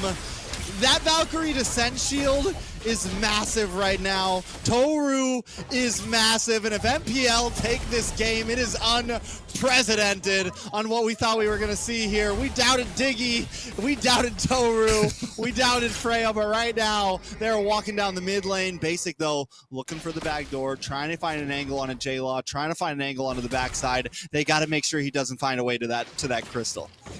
Yeah, and that's the thing. I think that's exactly why they turned around. They know best players out there. He's looking for another angle. He has proven, and this is the strategy. This is what they did to BTK to kind of hold them against the wall, even though BTK had such a sizable lead on them. And this is where Cloud9 begin to shine. When they're on the back foot, they can still put this pressure onto the side lanes. A best player by himself can start pushing these lanes. Eventually, there is a time limit. Not only do you have all of your high grounds down, which means you have those bigger minions heading for your base, but also you have to worry about best player. So there's a time limit on how long you can sit here and fight Cloud9 at the Lord without having to answer this Hayabusa split push. I'd love to see the item soon. I want to see what route Pavel went, how he's looking right now. That time journey has definitely been crucial. The shield that it gives is enough to help with, because they're just this divey composition where you don't have a marksman, they need to be able to push that extra mile, right? They need to be able to get the engage and then get the re-engage, and that's where the time journey is coming in clutch. But take a look at this bot lane right now. The Lord is just a bait. The Lord is just a hook in the water right now. Luckily, they get the vision. They know best player and Cold World are there. They know maybe they don't want to go for it, but Nasty Wayne just clearing the laves, and that's exactly who they need to have down there. Yoshi whiffs again! With a flicker. Is that going to be enough? Coming from the side, you see a little bit of a pincer move coming in from the side. A best player, he comes in looking for the kill onto Link. Shadow kill is on! And he finds the kill onto Nasty Wayne. That is a retribution down for this Lord fight. The rest of Maple Leafs looking for an escape. Yoreshi trying to put on some damage. Here comes the time journey. Toru looking for a kill on the base. Nasty Wayne, onto Nats. Best player looking for the split push. I don't even know if they see it. They're focusing on this fight. J-Law from the side coming in does a spot best player, but to the detriment of the team. Basic finds a kill onto Yoreshi off screen. Look at best player zooming around the map with that quad. Shadow Nats is in, putting on the damage to J-Law, and Pavel might be down. Here comes best player putting on the damage. That is going to be game 2 going to Cloud9. A valiant effort, a great game by Maple Leaf, but in the end, it was just too much. Having all those towers down, MPL, I mean, I don't know. What's the decision there, right? Do we even contest the Lord? Do we try to get them like we got them last time and let them take the Lord and look for the counterattack? In the end, there was no decision that really felt right. Cloud9 played the better game, but hell, MPL put up a fight. Yeah, a much bigger fight here. It almost feels like, and like you were talking about earlier, they're not afraid to kind of lean into a late game composition where they'll really begin to shine, where the combination of the time journey and the Valkyrie's descent from Toru is going to be enough to kind of carry him to push through the entirety of the rank to try to find a basic on there, the added shield that you get there. However, against the awe-inspiring, just, I mean, how well put together Cloud9 is, there's always a plan, even when they're on their back foot. The pressure that Cloud9 is able to exert throughout the map, not just on the team fights, but in the split pushing. There's so many different things that you need to worry about, especially going into the late game against a team like Cloud9. Can we just talk about, too, how Nats took about 100% more damage than the Rome Cold World. Nats was in and out of those fights, absorbing so much. And even, I mean, it was huge in that early game, was a huge moment in that early game. And then lastly, Basic, man, with the positioning, knowing his job, knowing his assignment, played a great game, played extremely crucial moments, because it felt like towards the end there, MPL got it was blinders were on. We got to kill Basic. And yes, that was their job. But in those final moments, the most important thing was keeping that Crystal up and knowing that Cloud9 was going to go for the split push. And even though it felt obvious to everybody, they still fell into it. Yeah, and we can see here a lot of a few mistakes still coming out there from the side of Maple Leafs here. And the problem in the early game with that Diggy is the amount of damage that Diggy can take is not really a lot in the early game, and he's very susceptible to the burst down. And I want to say that early game is really the problem for Maple Leafs when it comes to a lot of these engagements, giving up a lot of ground for a lot of these turtles. And then you get to the late game where now you're fighting tooth and nail. You do find yourself a little bit of offense, but it's just not enough. Eventually, Cloud9 pretty much suffocate you. Yeah, and another thing to point out, Nasty Wayne had a little bit of trouble there, had some okay plays, but also another player, man, another one we've been talking about, Ureshi, man. He had some really good Detona's welcomes, but he also had some big whiffs, man, some big, not just losing the ult, not just losing the flicker, but losing both. Right there we saw one. I mean, in a lot of moments, he flickers in, pops Detona's welcome, and does not connect. And that is two huge resources where, I mean, honestly, they're lucky Toru came online in the end there and was able to do what he did, because without Toru and Pavel, the game would have gone down a lot faster. Yeah, and that kind of comes out to like, is there another option maybe in that XP lane? I know recently Terizla just took a huge hit from the Nerf hammer, and that used to be your prime damage reduction, get the set on a team to really start off a lot of these engagements. Here, you're leaning on the Detona's welcome, and you talked about it. I mean, and especially because it is only a single target, really, that you can, well, I mean, it's a single target where you can scoop them up, but we've seen him be able to flicker into 3 members to get the stun out there as well. It didn't pay off for them, and like you said, they whiffed a few of those opportunities. They came out ahead in a few of them, but eventually all of those little mistakes start adding up and that's what we talked about here at the beginning of the cast, is those little mistakes against a team like Cloud9, even honest mistakes, even ones that aren't built on confidence, like choosing possibly a Sun into a Hayabusa or something like that. Here, those little honest mistakes, Cloud9's going to keep collecting them up and making you pay. Yeah, and I mean, that's the difference between, you know, a rank game and playing on the big stage, right? It's those small moments are the game changers, right? Missing an ult, losing a flicker at 22 minutes in is huge, right? That is the moment that completely ends the game for you, right? That is the moment that completely changes everything. And it would have been the same way if you land that ult. It is a thing that can make you win. So when it's all on the line, when the pressure is on, do you fold or do you stand? And right now MPL seems to be folding a bit. It's game number 3, and like I said, they got to get some points on the board if they want to hold a decent position in playoffs. Well, I mean, if I'm gonna play devil's advocate here on whether, I want to say from the first game to the second game, I want to say I like Maple Leafs' second game more than I like their first game. So if anything, for me personally, they're starting to find a little bit of rhythm. They're not like completely like getting taken advantage of like they were in that first game that I want to say felt more like it was just all Cloud9. Here, there were a lot of answers that Maple Leafs tried to kind of put out there. It's just, it wasn't enough here. Possibly here, moving into the third game, this is kind of do or die to get that 50% out there, maybe get 2 victories of your own, maybe take this to a bonus 5th game, which we have yet to see here on the weekends for these guys. Maybe this is where Maple Leafs are starting to shine as we get into the later games, as they start learning more about their opponents, as they start finding some of the answers. And take a look at those bans, Private. That is 3 assassin bans on the side of MPL. Hard focus on to best player here. We're just throwing it out. Fine, you can have the Phoveus, but we're getting rid of these heroes. They pick up the Julian. So C9 in a position where I think they need to pick up the Noland here, probably. Go for the Noland. Because if not, I got a feeling the next 2 bans, they go for the Lance a lot.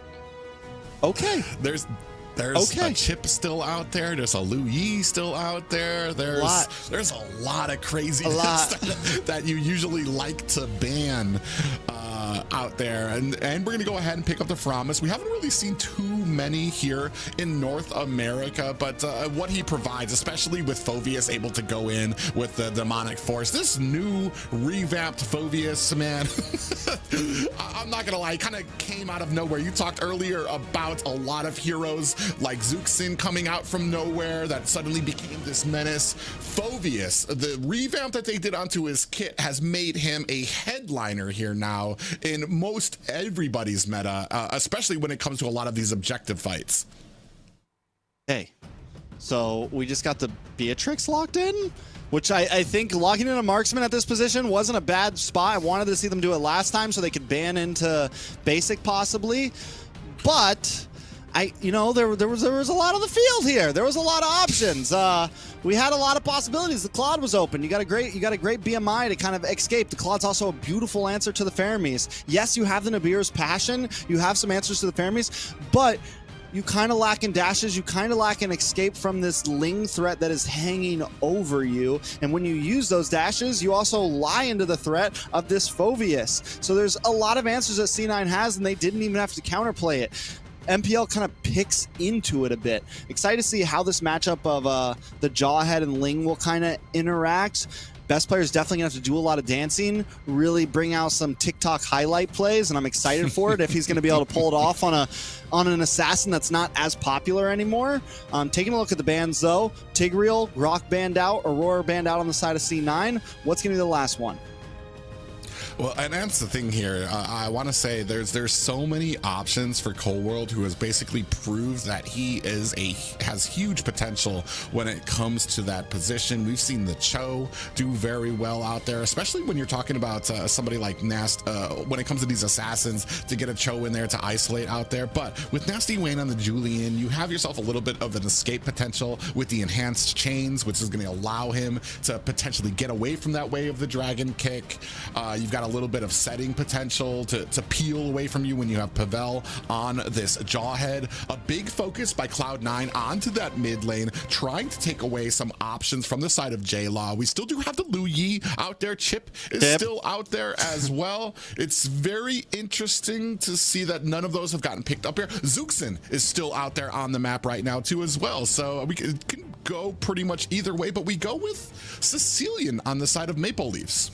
Hey man, I don't know if you saw it, but I mean, I'm not calling MPL Fnatic on it, but they beat FCAP in 9.5 minutes with a Sicilian the other day. So I'm just saying, man, he's back for all we know, or should I say he's bats for all I know. But there's the chip pick, and C9 didn't have to ban out the chip, right? Because Jawhead's already picked up from MPL. MPL was in this weird position where they were more of the ones to be forced for it, and right now C9, man, they got the Fove, they got the whole ban section of first round bans on their team right now. Yeah, I was just about to say that. These are mostly just the bans you see through a lot of drafts just sitting on their team right now. You're going to be able to go in with those teleporters. You're going to have the CC and the answer of the demonic force coming from Nats coming in there. And then if perchance Maple Leafs turn around some of those teleports and are able to get the advantage, you've got the Nether Realm coming out from Mark Cuban that's going to be able to keep his team up there as well. It's all going to kind of come down to, I want to say this early game is so important for the side of Maple Leafs if they can make something happen here, because I want to say if the edge goes over the Cloud9, there's very little through the mid and late game that Maple Leafs are going to be able to do. And we'll see what they can do, because once again, they bring something a little different to the land of Dodd. Now, Cloud9 also brings some different things, but more in the hand of you don't see these picks all the times because Phoveus and Chipped get banned. Best player on the Lance, going to be interesting. Excited to see, you know, how some of these heroes turn out, because they're not heroes we get to see all the time. Yeah, and that's something I'm really actually excited about because we don't usually get to see the Faramas. We don't usually get to see the Chip out there. Heck, we don't really usually get to see the Lance out there. And best player who's just been, I want to say he's one of my favorite when it comes to when the conversation turns to mechanical assassins here. I'm definitely interested to see what he can do on this Lance. But ladies and gentlemen, game 3 about to begin between Cloud9 and Moonlight Club Maple Leafs. Moonlight Club fighting for their survival here in the NACT. The Maple Leafs, the Canadian boys. Let's take a look at these emblems right now. We do have the Concussive Blast on to Cold World. We haven't gotten to see a Chip play in so long, like you said. Impure Rage on Marcuti. Best player picks up the Quantum Charge. I feel like one thing about the Lance is the farm is a little bit slower currently. It's one of the reasons why he's not picked up. So maybe this helps a little bit in terms of movement. Maybe this helps a little bit in terms of some of these fights and some things that the Ling might be lacking a little bit, might be able to help out. Cloud9, though, I honestly feel like Cloud9's comfortable in these matches, and I think right now we're in testing ground for Cloud9. Maple Leaf, though, still needing points on the board. Yeah, you can see actually the rotation very quickly bringing Nasty Wayne down to the bottom here. I'm wondering if Nats understands. Yeah, he's doing such a good job of kind of keeping that distance. He knows he doesn't have vision of that top bush, and at any moment, Maple Leafs can come in there for the gank. So he's kind of keeping himself very close to this tower so that he doesn't make a mistake. And that's just a lot of that experience starting to show in this XP laner. Yeah, he takes his time. He's not rushing. He's not on a super proactive EXP laner that we see him on sometimes. A little bit more slow moving. He knows exactly how he needs to play. A little bit of action, though. Cold World. Ooh, they almost turned that attempted gank from Pavel there against him as you get the Phantom Steed actually pulls Pavel back. So a little bit of a reverse there, but no worse for wear. Still 0-0 on the board for Maple Leafs and Cloud9. Yeah, Pavel's going to keep on playing the distance. Marcuti looking for the Shadow Stampede. I mean, in terms of mid lane right now, nobody exactly winning out. Nobody making any huge rotations to the off lanes. I mean, we're 2 minutes in and it's 0-0. But up in the orange buff, a little bit of aggression on a best player trying to slow him down. Yeah, he's going to be able to take this orange buff, or actually Wayne takes himself to turtle. The orange buff does go over to best player there, but a good job of Pavel trying to stick on to him, make him pay for it. Nat's coming in here. Nasty Wayne is going to find himself an escape there. Turtle goes over to Maple Leafs. No worse for wear are either team. I mean, honestly, gold stays about even. Nothing too crazy. They're both kind of bouncing back and forth. Cloud9 holding a small lead, but that's going to change any second. I think this is the slowest of the 3 games we've seen so far.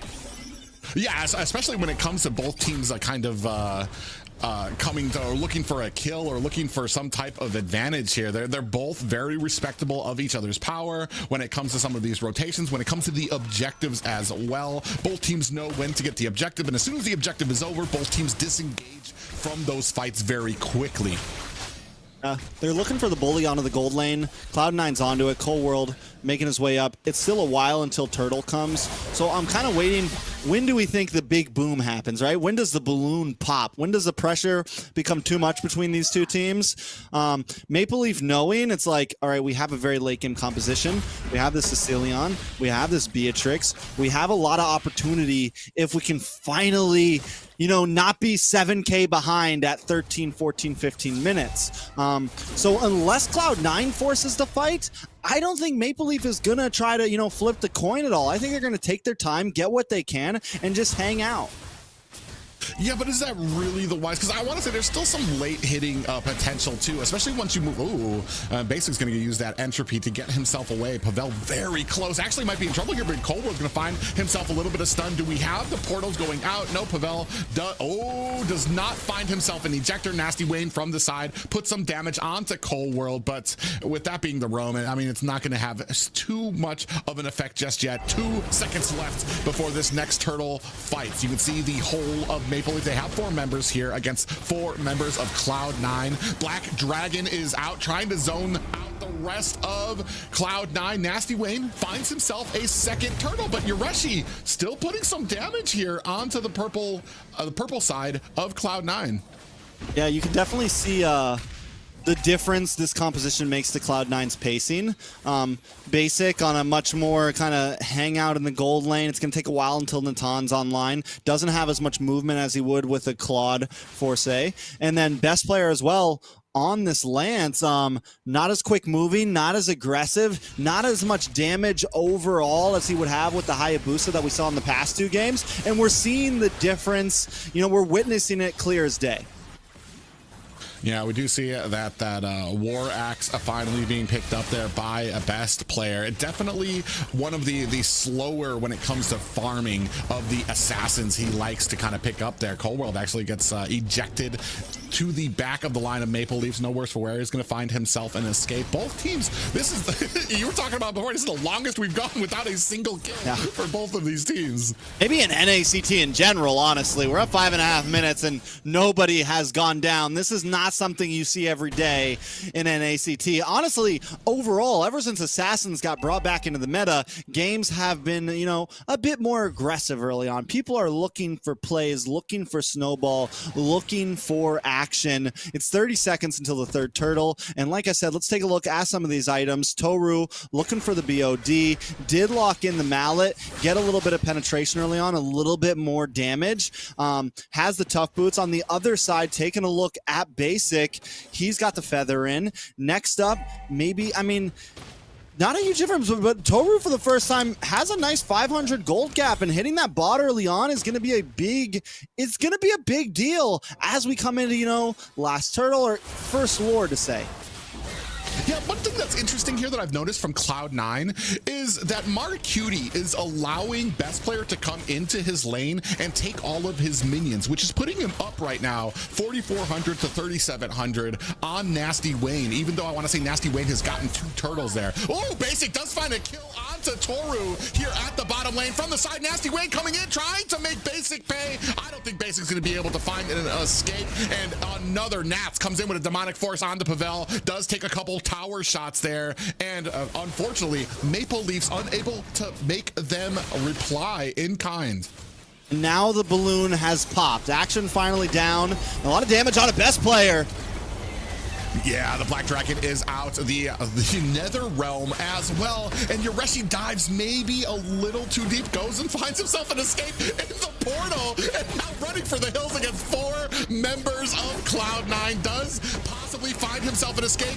In comes J-Law with the ultimate. Is it going to be enough to take Nats down, who ran a little too far trying to chase that kill? And Yoreshi in trouble here, finds a pop-up onto 2 members, and that's going to be all. That's going to be taken down for the side of Maple Leafs. Looking at a 3-2 lead right now. Cold World, Basic, Marcuti against Pavel and Nasty Wayne, who are going to go ahead and clear up this lane.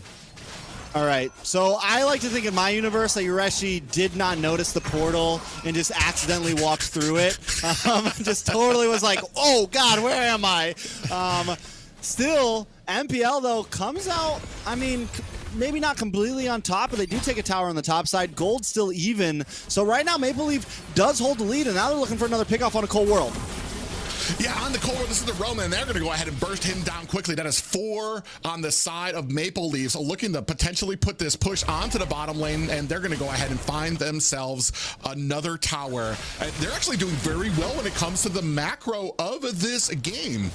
I mean, and we said it in the past 2 games. It's something that they do well in. Cloud9 just kind of has done it better in the past 2 games. Maple Leaf doesn't just want to fight. They're consistently looking for off lanes. We saw them try to hang on by using these strategies in the past 2 games, but now they have a lead, right? Now they have a composition that works well against Cloud9. And speaking of compositions, J-Law on the Sicilian is starting to output more and more damage. We're 9 minutes in, and he's becoming deadlier and deadlier.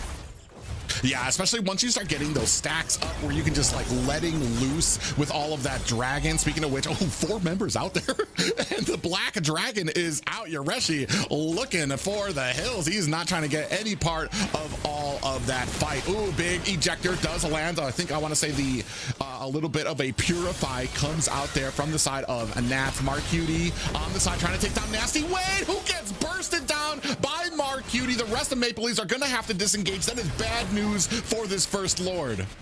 Most definitely. Nasty Wayne going down right at a crucial time like this, having a 20-second clock. C9 comfortable enough that they can probably rush this Lord. Toru with the snipe out, though. Oh, yeah. Coldwood actually taken down very, very low. And best player able to scoop up that Lord. NetherRealm is out. J-Law finds a kill onto Nats. Now they are on the offensive, trying to put the beating onto Mark Cutie from the side. Basic and best player looking for an angle. Still taking some damage from J-Law there. You're exactly right. J-Law is putting on a huge amount of damage, but it is not enough to save this first Lord. Cloud9 scooped that up. Yeah, Cloud9 scoop up the Lord. Maple Leaf, though, once again, does find something in that moment. Taking a look at the items, let's take a look at J-Law. He's got the clock down. He's got Winter Truncheon down. And speaking of J-Law, we kind of want to see the Claw in the marksman spot, right? Because it does great against the NetherRealm. Ooh, Coworld goes down.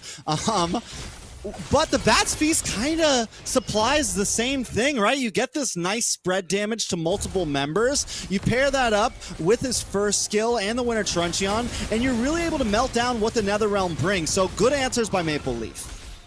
Oh, look at all the damage. Pavel goes in and he almost gets chunked down. Toru as well. Lord crashing at the top lane. Best player in Nats playing at the front line there, trying to push off the rest of Maple Leafs. They're going to decide against this fight. They might be able to save the tower here. Maple Leafs do, as minions start spurging through the mid lane. Thorned Rose comes out. Yureshi is going to have to jump back, and just a hair of health and an ejector, an attempted ejector on Nats, who finds the Purify again.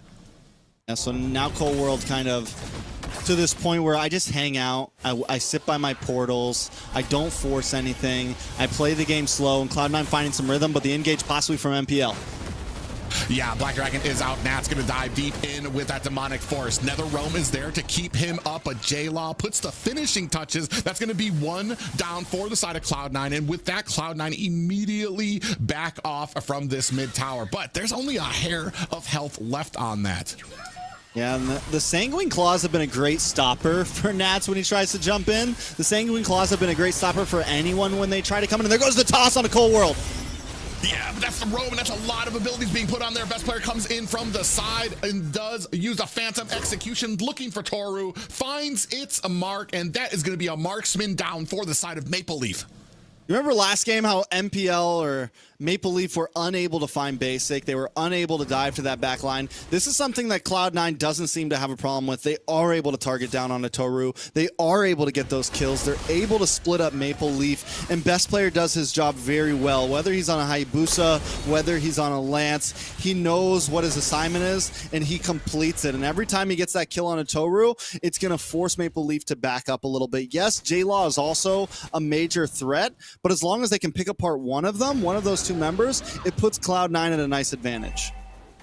Yeah, a huge advantage when you're taking down one of two huge amounts of DPS for either team there. And we're going to go ahead and start on this. You can see Basic starting to put some damage on to the Lord. And I want to say we're going to start paying attention to the marksman's position here. Basic pretty front and center when it comes to the Lord. Toru kind of still hiding out in the bushes right now. I think that getting caught there by Best Player kind of put a little bit of fear into him about his positioning when it comes to a lot of these fights. Big damage, and now they're gonna have to answer that split push coming in from Chip on the top there. You see him with the little army of minions here at the bottom lane. Then they do see that J-Law comes to the answer. Is that gonna be the cue for Cloud9 to start on this Lord? It is. You can see it taken down to 50%, and the Black Dragon is out, and might be all she wrote for Yureshi, who does jump, find himself an escape, and a pop-up there from Nats, taken down by that demonic force. Meanwhile, the rest of Maple Leafs looking for an angle to get into this fight. Coworld's still down to about 50%, but look at the health on the rest of the team here. They have no real fear against Maple Leafs, and another tower going down. Oh, Pavel gets pushed in. Coworld and another realm is out. Meanwhile, we're still continuing to put the damage onto this Lord. Pavel and Nasty Wayne looking for an angle. They don't find one, and that's going to be the Lord going over to Cloud9. Cloud9 doing such a great job at just pushing Maple Leaf back a little bit, getting back onto the Lord, pushing them back a little bit, getting back onto the Lord. Just very I mean, very meticulous with the way they're taking these lords. And Maple Leaf, because of this strategy that they're bringing where it's all of us together, it becomes very hard to find an angle. None of them are ever really like, getting to the backside of Lord, waiting it out in bushes. It's very straightforward the way that Maple Leaf is attacking in these fights. And I think they need to start maybe finding a different angle, sending someone around the side, sending someone to disrupt what Cloud9 is bringing. Well, and I want to say too, I think they're leaning on this Black Dragon a little too hard too. The only point that the Black Dragon, Yureshi is able to come out with the Black Dragon is with a clear amount of distance between him and Cloud9, which gives Cloud9 a huge amount of time to respond to it, and they back up really very far, and it's unable to really let Yureshi shine. If he dives in on them, he's going to be way too far away from his team for them to be able to support him. And I just want to say there's got to be another answer, like you're talking about, maybe another angle that you can come in to try to find maybe some of these marksmen on the side, maybe find basic on that Natan the same way that Cloud9 is able to find Toru. As we have the Lord crashing down at the bottom, is going to go ahead and chunk down the tower. That's going to be it for the bottom lane. A Lord being held at a standstill while the pressure kind of continues up at the top lane for the side of Cloud9. Toru did just get in the Hunter Strike, so a little bit more damage, a little bit more speed too. You proc the passive, you get a little bit more ability to move around during these fights, but a lot of damage on the Nasty, instantly taken out. Yeah, and just like that Nasty Wayne, I want to say when it starts getting to the later game, he really starts misjudging the amount of damage that can come out from the enemy side. There's been another time, especially in the last game, where he got caught there, and it really proved an advantage for the side of Cloud9. Now the Realm is out, big pop-up on the 5 members. It is just Toru who gets taken down. Pavel unable to stop, but watches his core get taken down. That is game 3 going over to Cloud9. It took a little bit of time. Maybe best player wasn't thriving as much in the early game, in that laning phase, in that first 5 minutes or so. But as that game crept into the mid to late game, best player really came online, ending it like 5-0 and 6, 5-0, some 5-0 to say the least. And was just, we saw it there, getting into the back line, taking out J-Law, taking out Toru, was just overall a monster as that game moved forward. And there's rarely opportunities where you're finding Cloud9. I want to say that those first 2 games, we saw best player got caught a little bit on his jungler, was getting taken down and picked off. Here, I want to say the whole of Cloud9 as a team did so much better when it came to kind of keeping with the group, making sure of paying attention of where they are on the map, and on the other side, punishing Maple Leafs when somebody like Toru or Nasty Wayne would get caught out there. Even Pavel going in for the unstoppable force was actually putting him into harm's way as the entirety of Cloud9 kited back and then kind of collapsed around him. And taking a look at some of the damage dealt, basic, Mark Cutie actually holding the lead, or no, Mark Cutie falling in second right behind best player, but still just showing how the Pharaohs as the game moves on actually starts to really pack a punch. Damage taken, Nats once again holding a pretty big chunk. This time Cold World, though, on the chip, really kind of played the front line, was very mobile around the whole map, and just consistently kind of in the faces of Maple Leaf. Yeah, a huge advantage for the side of Cloud9 when it came as we start moving later and later. This one, I want to say Maple Leafs did a good job of holding their own, especially in the beginning of the game, kind of keeping Cloud9 at bay, not making any mistakes. But then, as per usual with teams like this, once those little mistakes come out, it leads to bigger mistakes. It leads to people maybe a little hesitance on their rotations, maybe not sticking as a group. And Cloud9, just very easy to kind of find these little cracks in the armor and take advantage of it. Here, Basic finds himself a kill. Nasty Wayne able to answer very quickly with that back. Yeah, most definitely. Taking a look at some of these replays, 7.5 minutes in, MPL actually really holding their own for a while in this game, keeping the gold to a standstill. Always finding fair trades, actually up in towers for several minutes of this game, but at some point, I think personally it was when best player really came online and was able to dive to that back lane, not get shot down. The jawhead against the assassin really was never able to lock on to best player, or more of maybe Pavel was just locking on to the wrong people, but either way, best player had free roam to move around these fights. You can see here, Pavel goes in on Cold World, gets the ejector on him, but like that's the roam that you just targeted. And I'm wondering if maybe there was not a better target you could have gone for there, because the entire team tried to burst him down. He was still able to get away. And that's kind of leading into some of these maybe mistakes that kind of come out from it. Last time we saw that a little bit of an issue with the Barat's pick, missing or flubbing a few of those Detna's welcomes, and during a lot of these team fights here, maybe a little bit when it comes on to the target priority. Most definitely. So now we're getting into a place where it could be a 4-0. Cloud9 at this point, I think, definitely secured in for first place. Can't remember the exact point spread, but at this point, they haven't lost any games. I mean, they've completely gone through season undefeated. Maple Leaf, if they want to hold this second place, they need to come in clutch on game number 4, right? Or else they're going to shoot down to third, maybe even fourth, depending on how the rest of these points fall. So yeah, it's pretty big on how they want to move forward in this season. Well, I do know Cloud9 has 7 points. Maple Leaf had 6 at the start of today. So, I mean, it's going to be a huge spread there. Yeah, we take a look at the points here right now. Cloud9 sitting in a very comfortable 10 points. And depending, Maple Leafs here sitting at 6, which is enough to get them to second place right now. But we still have 2 more series tomorrow, not including BTK's matchup coming up next.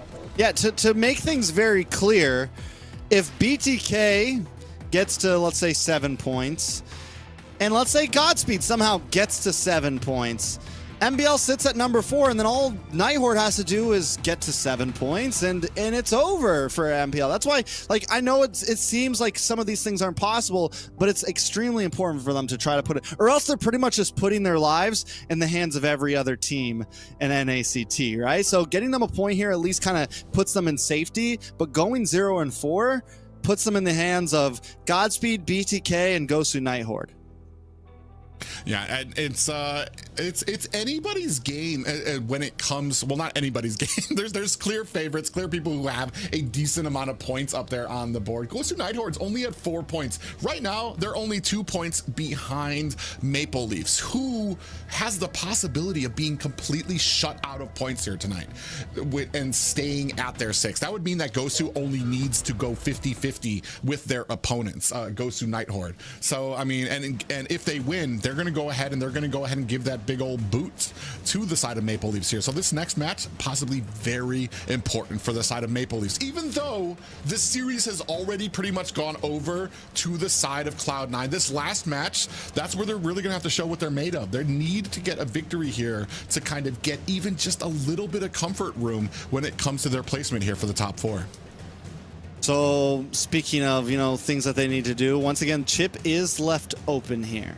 MPL on blue side, first pick. They go for the Lu Yi. They go for the Hayabusa. They go for the Fanny. With no Phoveus, no Gatot. Chip gets banned out on the side of C9 finally. I mean, maybe just pick up the R lot here, pick up something comfortable, pick up something simple. There's still, I mean, Ling is open, but honestly, Nasty Wayne hasn't been like the most amazing performer. They go for the Ruby instead. Okay. Yeah, it leaves a lot of options open for the side of Cloud9. You've still got the Ling, you've still got the Nolan that can come out there with the early game, the potential pickup with a Jawhead as well, which really gives you this huge steamroll effect. Oh, and of course, there it is. there it is. The Sunyu picked up by the side of Cloud9, and we're going to see apparently what this character is made of. The wonderful Liz asked us, what are the chances of seeing Soyu? And I said, if a team gets comfortable and they're winning and we come down to game 3 or 4, and it's like, why not? Let's just have fun. In the last game I said, I was like, C9's at a point now where playoffs are secured. First place playoffs are essentially secured. They are. First place playoffs are secured. They can pick whatever they want here. So why not try out the new hero? Yeah, there really is nothing against it. They can... Where do you think it's going to go, though? They can flop. I'm pretty sure that's going to be a jungle. They're going to put that on best player. Yeah, there's. I don't really. I mean, the only other place it would be is the XP lane, but Nats has already secured the R lot, so it's, I want to say that's probably about 100% bet there. That is going to be going into the jungle. But in answer to that, I want to say Maple is going to go ahead and get their comfort pick with that Jawhead that's going to give them the early game threats, as well as the Vexana, which is even more for the early game, and basic on the Wanwan. All right. We C9 is in a place of feeling good about themselves. I'm not counting out the 1-1. It hasn't done amazing in NA. We've seen a couple okay games of it in other places, but it's definitely not like the marksman. You know, it's not the marksman, and it's not. And I feel like right now in current meta, it is tough to get all those stacks, man. It is tough to get that crossbow of Tang off. You have so many heavy CC frontliners, so many peelers in the meta right now. You can go against teams that are just ready for you to get close to them, ready for you to try to dance around them, and they have answers to that. So it's definitely, if Basic can get off some crazy crossbow of Tangs here, it'll definitely show some skill. Yeah, I mean, we even saw it in the last series when it was Zia on the Wanwan, and Zia's pretty much made a name for himself on the Wanwan, and Basic was able to do a good job of, as soon as Zia got the crossbow at Tang, it only hit one member, and it was able to take that member down, but Basic quickly created that distance so the crossbow Tang didn't pass on to any other member. So I want to say, even when it's a great pick, it's just a lot of people have answers for it now, but with it on the side of Basic, I want to say that they're feeling very comfortable. Cloud9 very relaxed here, so this is a composition that they're probably going to kind of, I want to say, lean back a bit and try to take advantage of Maple Leafs. This is really going to be on Maple Leafs to kind of prove their worth here right now, especially with Cloud9. I want to say taking a little bit more of a confident path in their draft. Most definitely. I'm excited to see, so right now with the Suyu, we know he has this like fighter stance essentially, which does a bit more damage, can get some nice reduced damage, more reduced damage than even Terizla gets with like Body of Smith and all of that. Also has this assassin mode where he's a bit more quick moving, has a higher movement speed. So I'm excited to see how best player, being how he's gotten really comfortable in some of his mechanics, especially over the past season, is going to play this, how he's going to dance around. I think it's definitely going to be interesting seeing this on the Land of Dawn, how it plays out. Nasty Wayne going to fall back to this Ling once again. We get the Cho pickup from C9. We are dive heavy on the side of C9. Yeah, and that's something you're gonna need, especially when it comes to synergy. Your entire team's gonna need to be on the same page. If you're diving in, your team needs to dive in. We cannot have any more opportunities wasted where one person dives in, the rest of the team gets backed up, and then that player is isolated, especially against a team like Cloud9 and Cold World. It's going to be sitting here on this Cho too, and I want to say I was absolutely impressed with his Cho last week as well, and it basically, for me at least, putting him up there with North America's greats. Yeah, Cold World was getting some insane pickoffs against BTK with the Cho. I mean, the dude was diving in, and that was a point when Cold World and Mark Cutie just felt locked in together, and I think Nikagura a bit different, but still you have a lot of pick pressure. One big way of the Dragon is either going to secure a big Yin Yang overturn, or it's going to secure a crossbow of Tang, something along those measures. So Maple Leaf has to be ready for those dives. They have to be able to read them. They do have the Ruby, they do have the Jawhead, they have plenty of stoppage. If there's a time that they're going to take a game, I think this is definitely when they could make it. Yeah, ladies and gentlemen, while Cloud9 has secured this series, the story is about Maple Leafs. If they can get a victory here, they will have some breathing room moving into the next week and the playoffs. If they lose this game against Cloud9, it could spell doom for their chances of making it in the top four. Yeah, there's a lot of possibilities. There's definitely a lot of possibilities for Maple Leaf. And, we talk about Cloud9 all the time, but like you said, I couldn't have said it better myself. We already know they're in. This story definitely heavily favors on Maple Leaf, and if they can pull something out here. But right now, it's looking bad already. Cold World and Mark Cutie just in the face of Pavel, bringing him down to about 10%. Nasty Wayne has not performed the greatest in these past 3 games. Everyone needs to kind of step up to the plate here. Yeah, and I want to say it's the later, it's the little hint of desperation that comes out of Nasty Wayne in those late games, trying to make a play. And talking about that, best player comes in. I'm not even sure if he was able. Did he get that minion and steal it away from Nasty Wayne there? And this is we're gonna start possibly seeing the power coming from this Soyu pick. Almost having a little bit of damage on a Cold World already. Pavel also, you know, something to be reckoned with. I feel like the Jawhead packs a nice punch, especially in the first 2 minutes for being a level 1, level 2 hero. He's not someone you just want to get up close and personal with. He's definitely not someone, especially like you said, in those first 2 minutes, and you have to make use of those first 2 minutes if you're going to be on a Jawhead. He's not as useful or impactful as the game goes on. He still packs a decent punch. He can use that ejector, but in the early game, ooh, J-Law, and the flicker in. Mark Cutie gonna find the finishing touches there. Pavel trying to make him answer for it, but unable to. You know, this is very reminiscent of game number 1 when Pavel was kind of hugging up to the top lane, and when J-Law gets left alone, Cloud9 knows it, and they pounce, they strike, and they get the kill.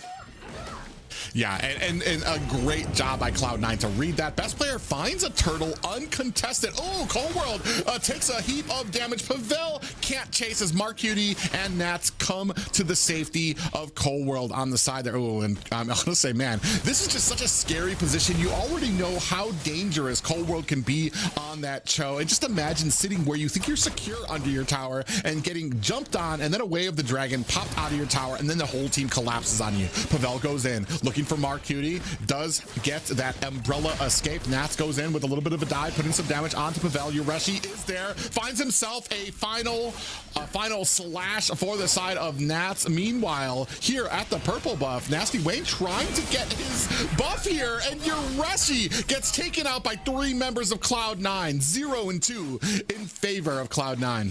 You know, Mark Cutie's already a level ahead of J-Law right now. You pair that up with 2 kills into the pocket of Mark Cutie, and Kagura's not the most fast-scaling hero, but you put a couple kills into a Kagura's pocket and it becomes very dangerous. Cold World does go down, so Maple Leaf finds something in the chaos, but still the damage coming from Mark Cutie right now onto J-Law. About the saves on screen there. Unfortunate for J-Law. Mark Cutie's going to be caught here. There's no escape here, but you're exactly right. And Kagura, especially as you get into that mid and late game. Oh, they do find best player who's going to look. Here comes the Tempest Ablaze. Best player looking for a dash or an escape. Nasty Wayne has the Finch pose. Is he going to be able to make best player pay? There are 3 members here. Best player finds himself a dash, is putting on the damage. Toru with the blazing duet is going to be more than enough for Pavel to do some cleanup duty. Most definitely. And I mean, Nasty Wayne was kind of scared. It's like, oh, hold on, Cold World! Dives in under the tower. Nowhere is safe for Maple Leafs, even under the tower. Pavel does find the kill there, but this is just showing you that how many different angles Cloud9 can come into, especially Cold World on this Cho. You know, and these trades are happening, but in the end, Cloud9 is winning up on the trades. Basics gets a bunch of gold plating. Toru, the marksman for Maple Leaf, taken out. I mean, even though it looks even in terms of kills, Cloud9 is getting the better end of this bargain right now. MPL maybe needs to try to really secure this turtle, try to keep themselves in this game. They're down about 1,000 gold. They got to find a way back in. Ooh, as we say that, Yureshi takes a heap of damage. Final slash comes out, down to 50%. Ooh, Basic comes in with looking for those stacks onto his crossbow. A Tang as Toru comes back with that BMI. We do have the Tempest of Blades is out. Nats latches onto Nasty Wayne. This might have been a mistake there. And under the tower, J-Law going to find a kill. Best player tries to dive in, looking for the save. Is not going to be able to find it. Pavel with the ejector onto best player who finds it. I'm offended. Final touches there by Pavel. That's going to go ahead, secure some room for this next turtle for Maple Leafs. Okay, so Maple Leaf back in the game. They close down the deficit by the end of this turtle. They might even have a little bit of a lead. Oh, Cold World, no!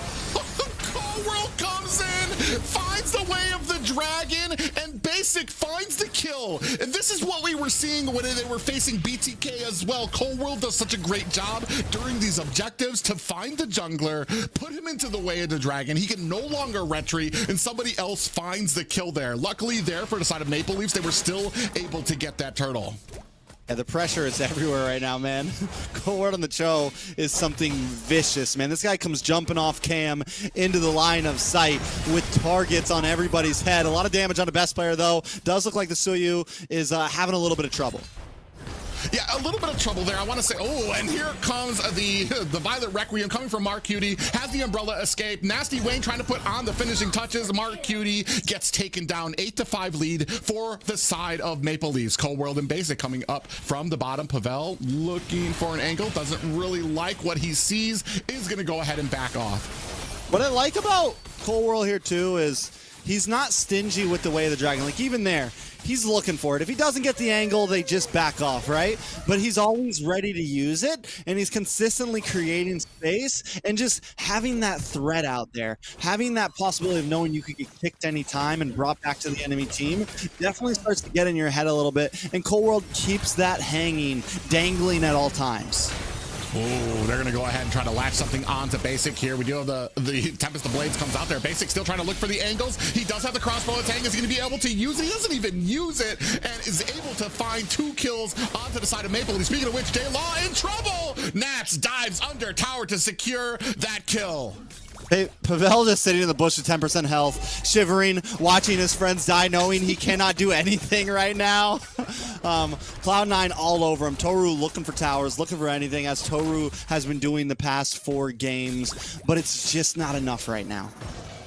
Yeah, Toru's going to have to find an escape here. Wasn't even able to push as much as he wanted. Well, actually, the tower is down, so they were able to find that. Oh, God. The disrespect. TikToks there. He is feeling confident. He's like, I will take a tower shot to the face just to get this recall off right now. Oh, there's another one, though. Yeah, Yoreshi gets put onto the wrong side of an enemy line there. 4 members of Cloud9 going to go ahead and lunge onto him. And that is just the value that you're getting out of Cold World right now. Doesn't have the way of the dragon right now. The rest of the team jumping in here. J-Law in trouble, looking for an escape. Cold World goes down to Pavel. Nats taking a heap of damage from Toru, who is trying to chase him down. Turns his attention back to the mid lane. All right, man. So 25K, 22K, about a 3K cold lead over to Cloud9 right now. They're back in their groove of taking buffs, starving out Nasty Wayne, taking a look at the items. I want to focus on the mages right now. Mark Cutie, only about 500 ahead of J-Law. J-Law, even with 4 deaths, has been able to kind of keep up in terms of gold. Taking a look at the marksman, though, Basic has been having the experience of a lifetime. This man is 2,000 gold up. He's got the Wind of Nature, and he's got the Scythe. He's got the DHS. He's working his way into a Malefic Roar right now, and he's bootless. He's shoeless, as we always see with the Wan. I was just about to say there, bootless, bare feet just slapping against the battlefield there as we see Nats get taken down by the whole of Maple Leafs. From the side comes Cloud9 looking for a flanking position. Basic finds a kill onto Yoreshi. Tempest of Blades is out dashing by the side. Nasty Wayne looking for the kill onto Basic. Is he going to be able to find it? Basic actually wards him off with some of that auto attack damage, and Pavel running back as well.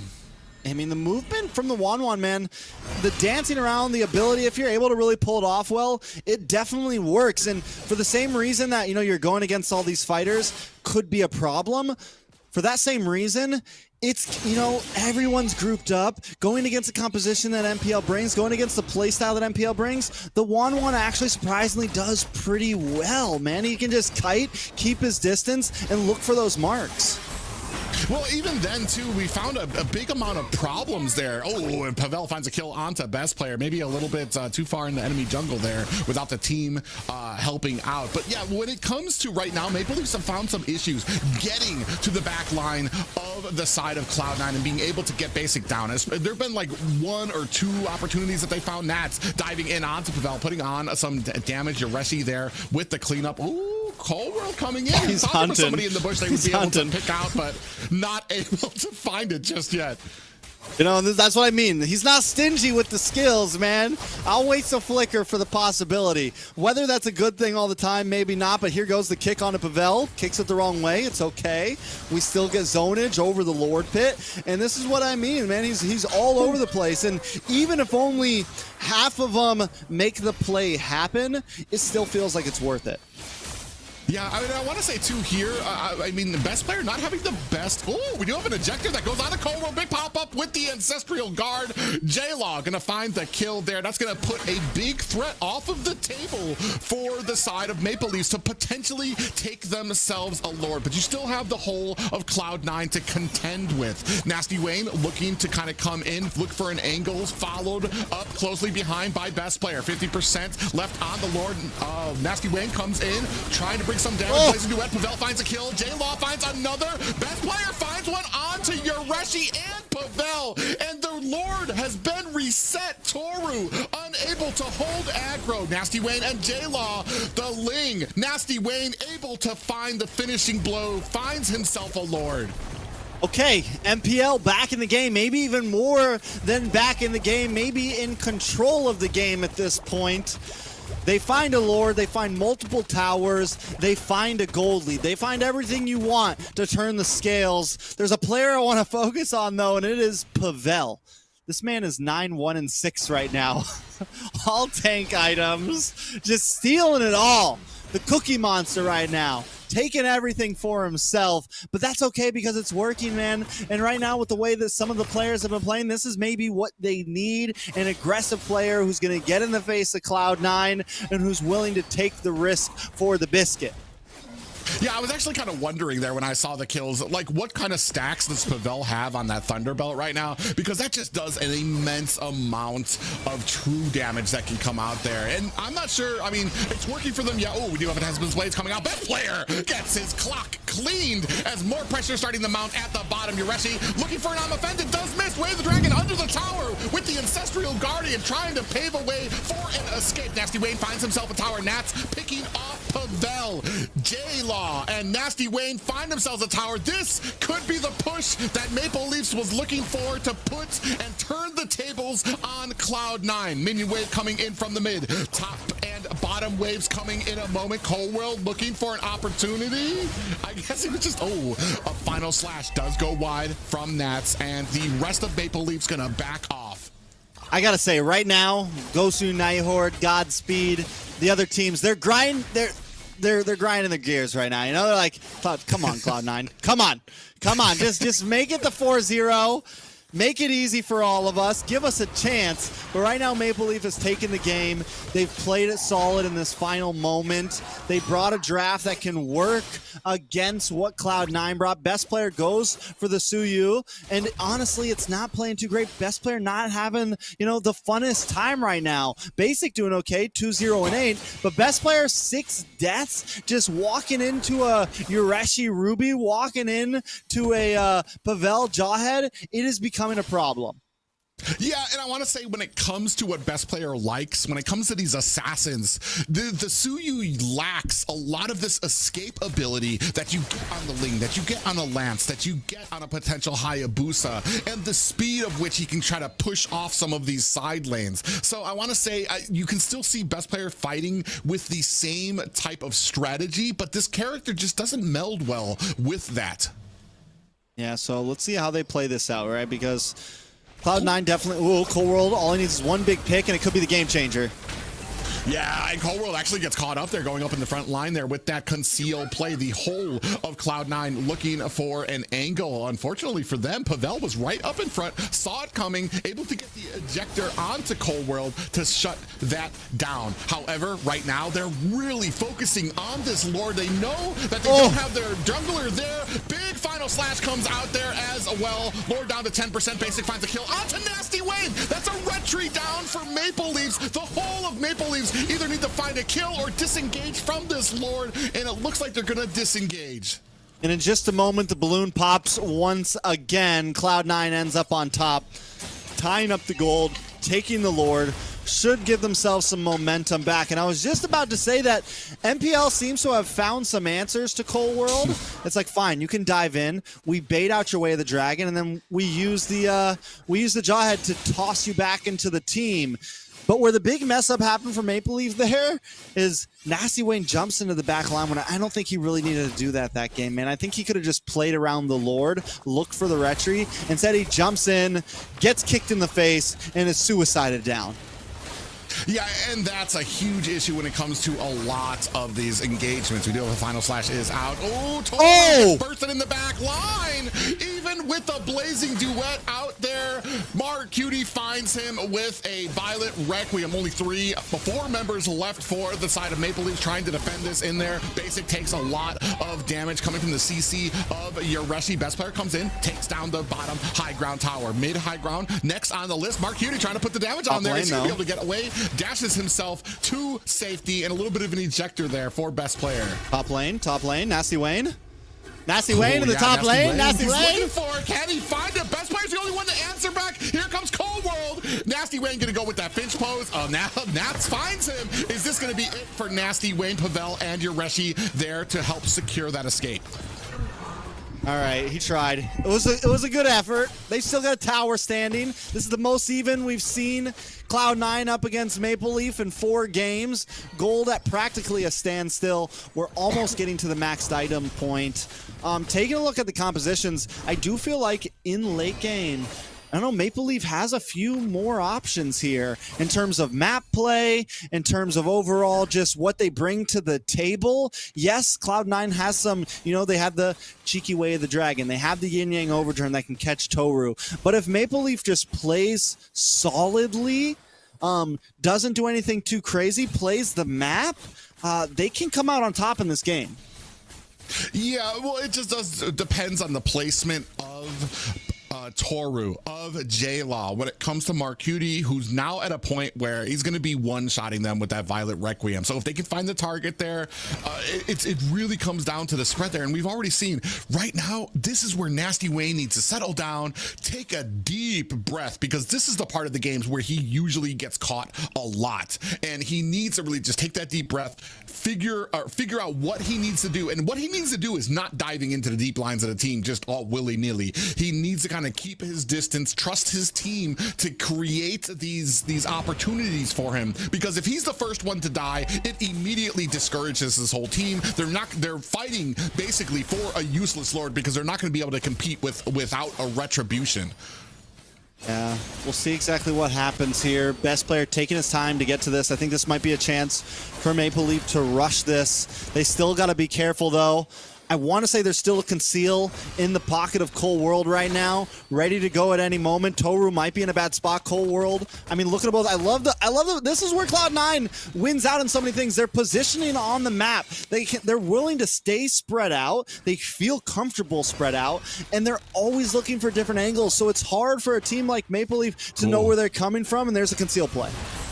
Yeah, does Cold World is going to go ahead and find himself in a kill play. Pavel does expend a little bit of a flicker there, so that's a conceal play down for the side of Cloud9. Do we potentially have one for the side of Maple Leafs? Yoreshi takes a heap of damage at mid, still trying to clear this out and create some type of room that best player might have to answer for. Off the lanes, you can see Nasty Wayne doing a good job split pushing there. Maybe going to go ahead, come back to the Lord to see if they can try to burst it down. And Cloud9, they mess up the conceal play, they mess up the big play, but they immediately reset to positions, right? Basic moves up to the top. He's kind of falling back to orange buff now. Cold World finds the tri-bush on bottom side of river, a beautiful position of where he needs to be, and the rest of his team knows he's there, and here comes a possible kick. Yeah, at Cold World, I see him itching for it. He's going to go in onto Yoreshi, but Wave the Dragon is out. Yoreshi goes ahead, finds himself an escape. Pop up from the Lord, does not connect on anybody, but now they've lost that L bush. Mark Cutie sitting in there. Pavel pushing through mid is looking for, oh, J-Law gets caught there. Does have the Winter Crown, but it's not enough. He's going to get taken up and taken down by Nats. In comes Nasty Wayne, looking for an opportunity. Is he going to be able to find one on Mark Cutie? Nats finds him and makes him pay. He gets taken down. Yoreshi running for the hill, procs his immortality, but that is not going to be enough to save him. That is 4 down. It's just Pavel alone to fend off this push from the side of Cloud9. And I think the team of Cloud9 has just secured themselves a 4-0 victory against the Maple Leafs. Nasty Wayne swatted out of the air like a fly, and Cloud9 swatting Maple Leaf down. I mean, at this point, it is anyone's game for the playoffs. Yeah, a big props here. Cloud9 played a very thorough and very dominant series here against what some might have considered the top three, one of the top three teams in Maple Leafs. Definitely. Cloud9 try something different and they still succeed, just showing dominance over Maple Leaf with a draft that me and you kind of questioned, right? We're like, oh, maybe they're just having fun here. But either way, it works out. And 4-0, man. 4-0. Maple Leaf, they came into that and maybe they just never stood a chance. When we take a look at the stats, the stats don't make it look like it was this hugely overpowering game for the side of Cloud9, but there's just little things you notice during the game, especially you brought it up, the positioning on that last Lord, going in for a conceal play, they miss it, they immediately reset to the same positioning, they know what they need to be doing, they've been scrimming, they've been practicing, and it really shows in how composed they are during these games, and even when they make a few whiffs. Even if they make a couple mistakes, the thing about Cloud9 right now is the whole team feels solid. The game is only so long. We can normally focus on, we normally heavily focus on a player or two, the ones that are really thriving. But taking a look at Cloud9 in general, when one player like best player is falling short, Nats and Cold World step up to the plate. When Cold World is falling a little short, Basic and Marcuti step up to the plate. It seems like they just have the full package right now. And as you mentioned at the beginning of today, they seem to be getting better and better and better. And whether it's the boot camp, whether it's the training, whatever it is, whatever's in the water, it doesn't really matter, because right now Cloud9 is becoming the favorite of NACT, and that is something clear. And the other teams need to step up if they want to compete come around the playoffs. Well, yeah, and that's the craziest thing that you mentioned too, is that they're only getting better. Each game they're getting a little bit better. And the fact, they're able to, when one player starts lacking, whether it's a pick, whether it's the fact that maybe a little bit of a placement problem for the side of best player, or that he picked Suyu, trying to try him out and not really excelling on him, the rest of the team still able to kind of come in and kind of cover that gap or that wound that there was on the side of Cloud9, and doing such a great job. As here you can see, such great placement for the side of C9 when it comes to a lot of these engagements. And Pavel played a great game, man. He kind of got on to the track of Cold World, catching some of those dives off. And towards the end of the game, Cold World wasn't landing as many kicks. But that's when Nats, who had a rough start, kind of really stepped up to the plate. And as we come into some of these last plays of the game, watch this big swat. Watch them knock Nasty Wayne out of the sky, man. Nasty Wayne jumps down. Finch poises, tries to jump across to go for Marcuti, instantly stops in his tracks, and from that moment, we know it's over for MPL. Yeah, and that's the problem too, is I want to say the positioning when Nasty Wayne was coming in, he was just... I know the problem here is that a lot of people are going to be looking at Nasty Wayne for his play style out there. He was getting caught, but it's almost impossible with the experience, with the synergy that these guys have. There's nowhere for you to run that they're not going to be able to catch you. There's nowhere to run, there's nowhere to hide, but that is it for the series. Liz is going to be joining us. How you feeling about the series? It looks like Nasty Wing almost pulled the Uno card onto C9 with the backdoor, but unfortunately it was not able to go through. And we can just really see from this series, this dominating victory from C9, just how solid the team is. Whether it is the bootcamp buff or not, it's still a very solid performance, and especially the macro and late game gameplay. It's the cartoon shirt that best player is wearing that is empowering the team. That's the real buff. But man, this whole team is just a powerhouse of, I want to say, the best in North America right now, slowly starting to climb that mountain and really proving themselves. Let's hold our horses a little bit. Let's hold our horses. We still got playoffs. We still got a long way to go. C9, though, definitely on the upswing. Anything can happen in playoffs, though. But I would love to see, some of these players, maybe take the gold medal. It's going to be tough when we get there, but definitely some rising stars in Cloud9. And let's see who the MVP is for this series. Does look like best player was the MVP. He pulled out a lot of picks today. And Suyu, that you guys expected to either not be played or to be played in the XP lane, was actually put in the jungle. How do you guys feel about this? I'm gonna say we're not counting the last game here for this MVP, but you talked about some of the kills, some of the pickoffs that best player was able to do. It wasn't just that, and what I want to say, what separates best player is how quickly and efficiently he was able to get the split pushing for his team. That has been the real threat when the side of Cloud9 is on their back foot. 6, and 5, well deserving of an MVP for best player. That is correct, and his performance this entire season, and I would like to say for the most of the NACTs, best player has been a very good assassin player and a very good jungler. There was some hiccups last season with the grand finals, but other than that, I think best player has proven that he is one of the top junglers in North America, and we will have best player for an interview with us today. Hello, best player. You're in GD Echo's room. How are you feeling? Feeling good, you know. Feeling good after those wins, 4-0. Yeah. So today you actually pulled out several heroes, right? So out of the 4 heroes that you played, Haya, Lane, Lance, and also Suyo, what is your favorite, and can you tell us why? I think maybe the Lance, because he's not picked often. He's more of a unique type of pick, especially in NA. So, you know, when we pulled out the Lance, I saw the 3 assassin bans. I was kind of laughing, you know, kind of target ban me. It's kind of funny, but no, we made it work. It was good.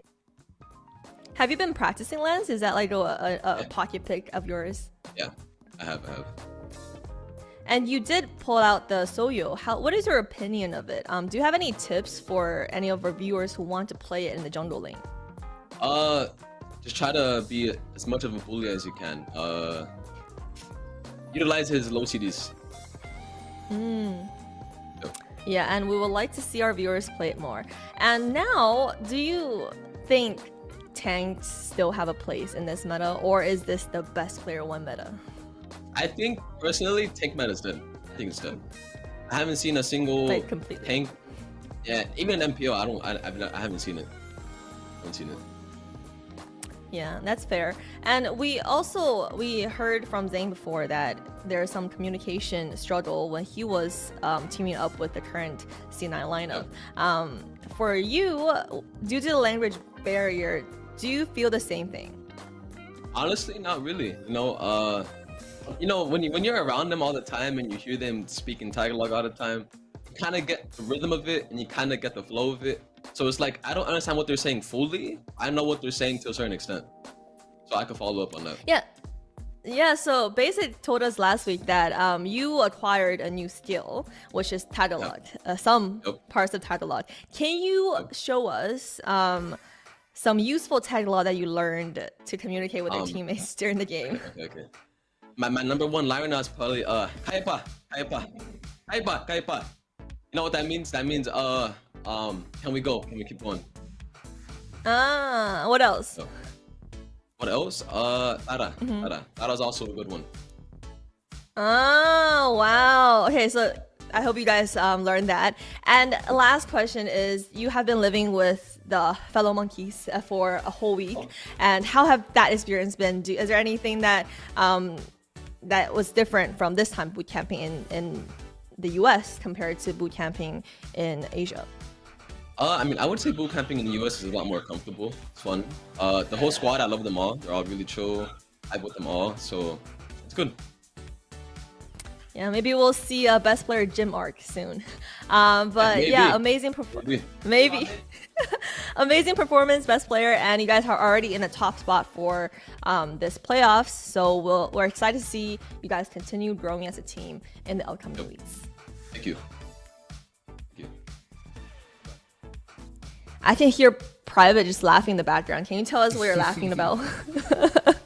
No, I find it amazing. There's a lot going on for Cloud9 that's coming together, whether it's midnight coaching or them all being together, that is really helping them improve here right now. I mean, I think he put it very well when it comes to like the language problem, especially when I want to say there's probably a difference than hearing Tagalog on your comms when you're playing with a team, or being in front of the team and hearing it and maybe being able to decipher what they're saying a little easier.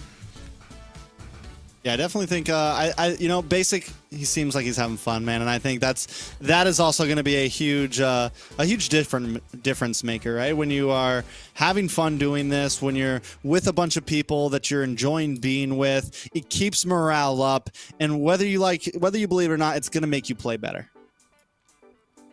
Yeah, and let's take a look at the updated standings from that series. So Cloud9 right now is secured on the top spot with 11 points, and MLC Maple Leaf still stuck at 6 points. So as you guys mentioned, BTK, Godspeed, Gosu Nighthorde and Overskilled all has a chance to exceed MLC Maple Leaf with their performance.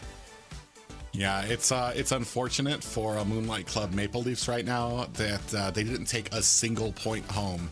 So they're really looking for some type of major failures coming up with some of the next teams, whether that's going to be BTK, Godspeed, Gosu Nighthorde, Overskilled, that could potentially knock them out of the top 4 position. I mean, looking at the matches, Maple Leaf still has some good chances, at least in my opinion, to hang out and stay in. But just the fact that it's no longer in their hands at all is just a scary thing. You know, like, you have to watch these games, you know? You have to watch the games and sit there and bite your nails. Yeah, and with that being said, the next series is what a lot of viewers are also looking forward to see. We will see Godspeed versus BTK, and the golden question is, will this turn the tides, and will this be the only time that for the past few NACTs that BTK might potentially not make it to the playoffs? Is that a potential that you guys are foreseeing? It's all going to come down to the next game. I don't think there's many people who underestimates the power that BTK has as a team right now.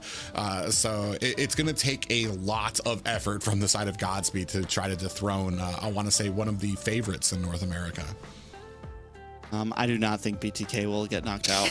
I think we'll definitely see BTK in the playoffs.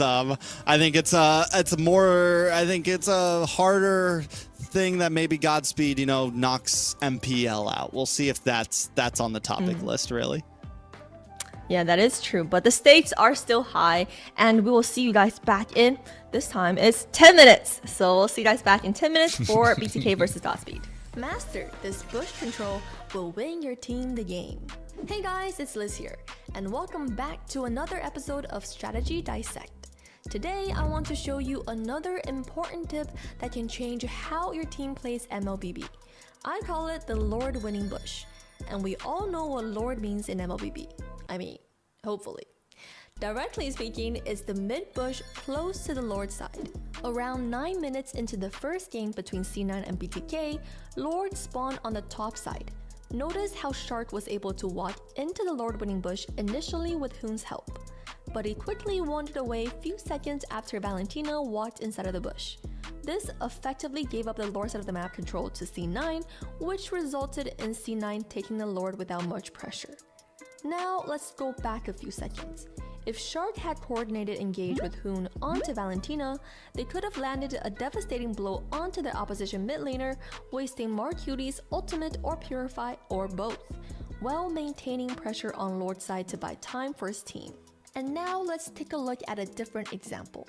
Around 9 minutes into Game 2, BTK effectively gained control over the Lord winning bush this time.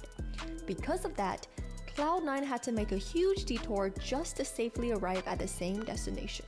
This brought BTK valuable time to quickly burst the Lord down and want control over the game. How about let's test this theory on the world stage? 9 minutes into Game 2 of Fnatic Onyx PH versus Falcons AP Bren, you can see a constant juggle of mid Lord winning bush control. Eventually, Onyx PH was able to capitalize on Fuse's missteps and gain back the control over the Lord winning bush. And what follows is a beautiful execution of Onyx-style Lord fight to snowball the game. Hopefully this is all helpful. Make sure to like, subscribe, and turn that bell on. We will see you on the next episode of Strategy Dissect.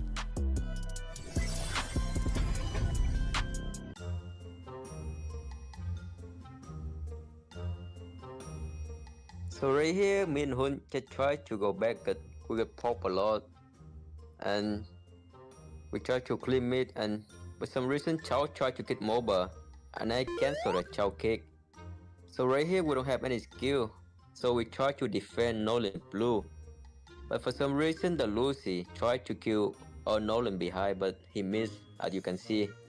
And right here we know we're gonna win, because the Tyrael have all. And look at me, 2-man all, they cannot do anything. And look at Nolan. He think that Lucy is Nicolette or something, so he can one-shot her. But that's McCutie, so that's the whole different story, I guess. Unlucky. So right here, they did a good play with McCutie. He buy a lot of time for his team, so carry can boost top free goal. We waste a lot of time for him. That's a good play for McCutie. And right here, nothing happened. Yeah. We let the top wave come to our bay. That's fast, and we don't have any clear. We need the one to clear the top, and we try to send Antula to make the Nolan, but we forgot that the Antula. So, but next time I think the 4v should go there to match in the Nolan next time. Yeah, and Antula just come to team fight with us. 4v just stay with Nolan 1v1. So the Nolan cannot split anymore, so it's better for us. Remember to watch us the game BTK this weekend. We lost the first day, but it's not the playoff, so don't worry. We will come back stronger. So make sure to watch BTK this weekend. See ya.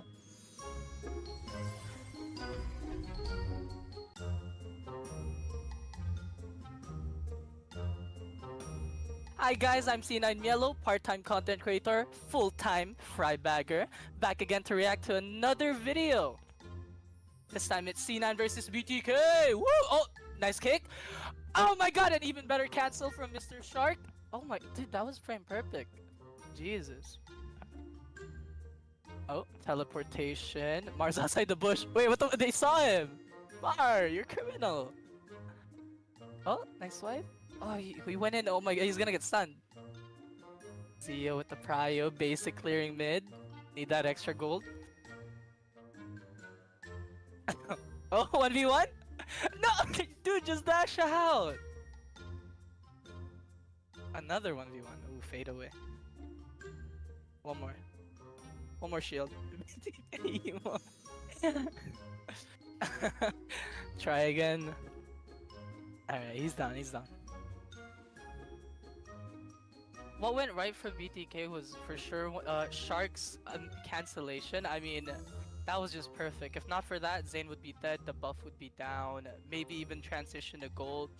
I think what went wrong for Cloud9 was the fact that Mar was outside the bush when they teleported. So they saw them teleport, they were ready for it. Also maybe the fact that maybe the mage shouldn't be TPing that deep, maybe just the R-lot go in, so they could all come in different directions next time. And then Basic was also split pushing instead of helping out, maybe like just throw in a slow, just be scary. Alright, looking at the game state, C9 doesn't really have much of a choice right now but to clear waves. They do have strong wave clear with the Lilia and the Beatrix rockets, and the Nolan on the split push. But in this clip, I think Fovia should just be coming up to clear because he's not needed on the siege anyway. His team is strong enough to push for sure with the Wan and the Angela. They're strong enough to get the 2 towers here, I think, without Chicken. I mean, he even killed himself here and they still got 2 towers. I think he should have just been there to match the Nolan for sure. Split pushing is definitely like a valid strategy in this meta because there's a lot of quick assassins, like Nolan. Like, he has unlimited dashes for as long as he has energy. And it's also the fact that it's Cloud9 and they have like a 50% split push buff from basic. Alright guys, thank you guys for watching another video by me. I'm gonna go back to bagging some fries now. Oh, and shout out to Cloud9, shout out to Sir Rose, shout out to my mother, my aunt, 20 minutes later. my brother, my half-sibling, my cousin twice removed, my grandfather. Shout out to my fellow fry bagger, Alexander. Shout out to my dentist, Daniel. Shout out to my doctor, Hector. Shout out to the person that took my Chick-fil-A order this morning. Her name was Sarah.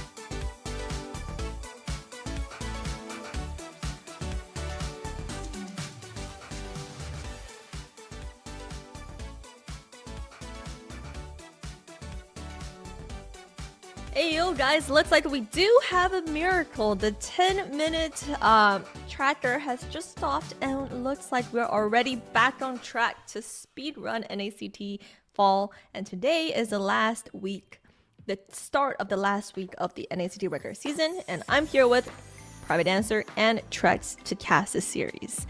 Godspeed versus BTK. First time we don't have a more than 30-minute timer. And look at our standings right now. So Cloud9 is on the top spot, and BTK and Godspeed, who we'll be seeing next, is neck to neck on points 5 and 5. Yeah, big opportunity here for Godspeed to actually tie things up with MLC Maple Leaves, and big opportunity for BTK to move on up to second place. Yeah, I mean, it is, I would label this weekend as the hunt for playoffs right now, right? A lot of teams hungry for this. A lot of teams came here to play. And whether, you consider there being a top 2, a top 3, whatever, there definitely seems a few teams that could slide into playoffs here. And let's quickly take a look at the lineup coming in for Godspeed.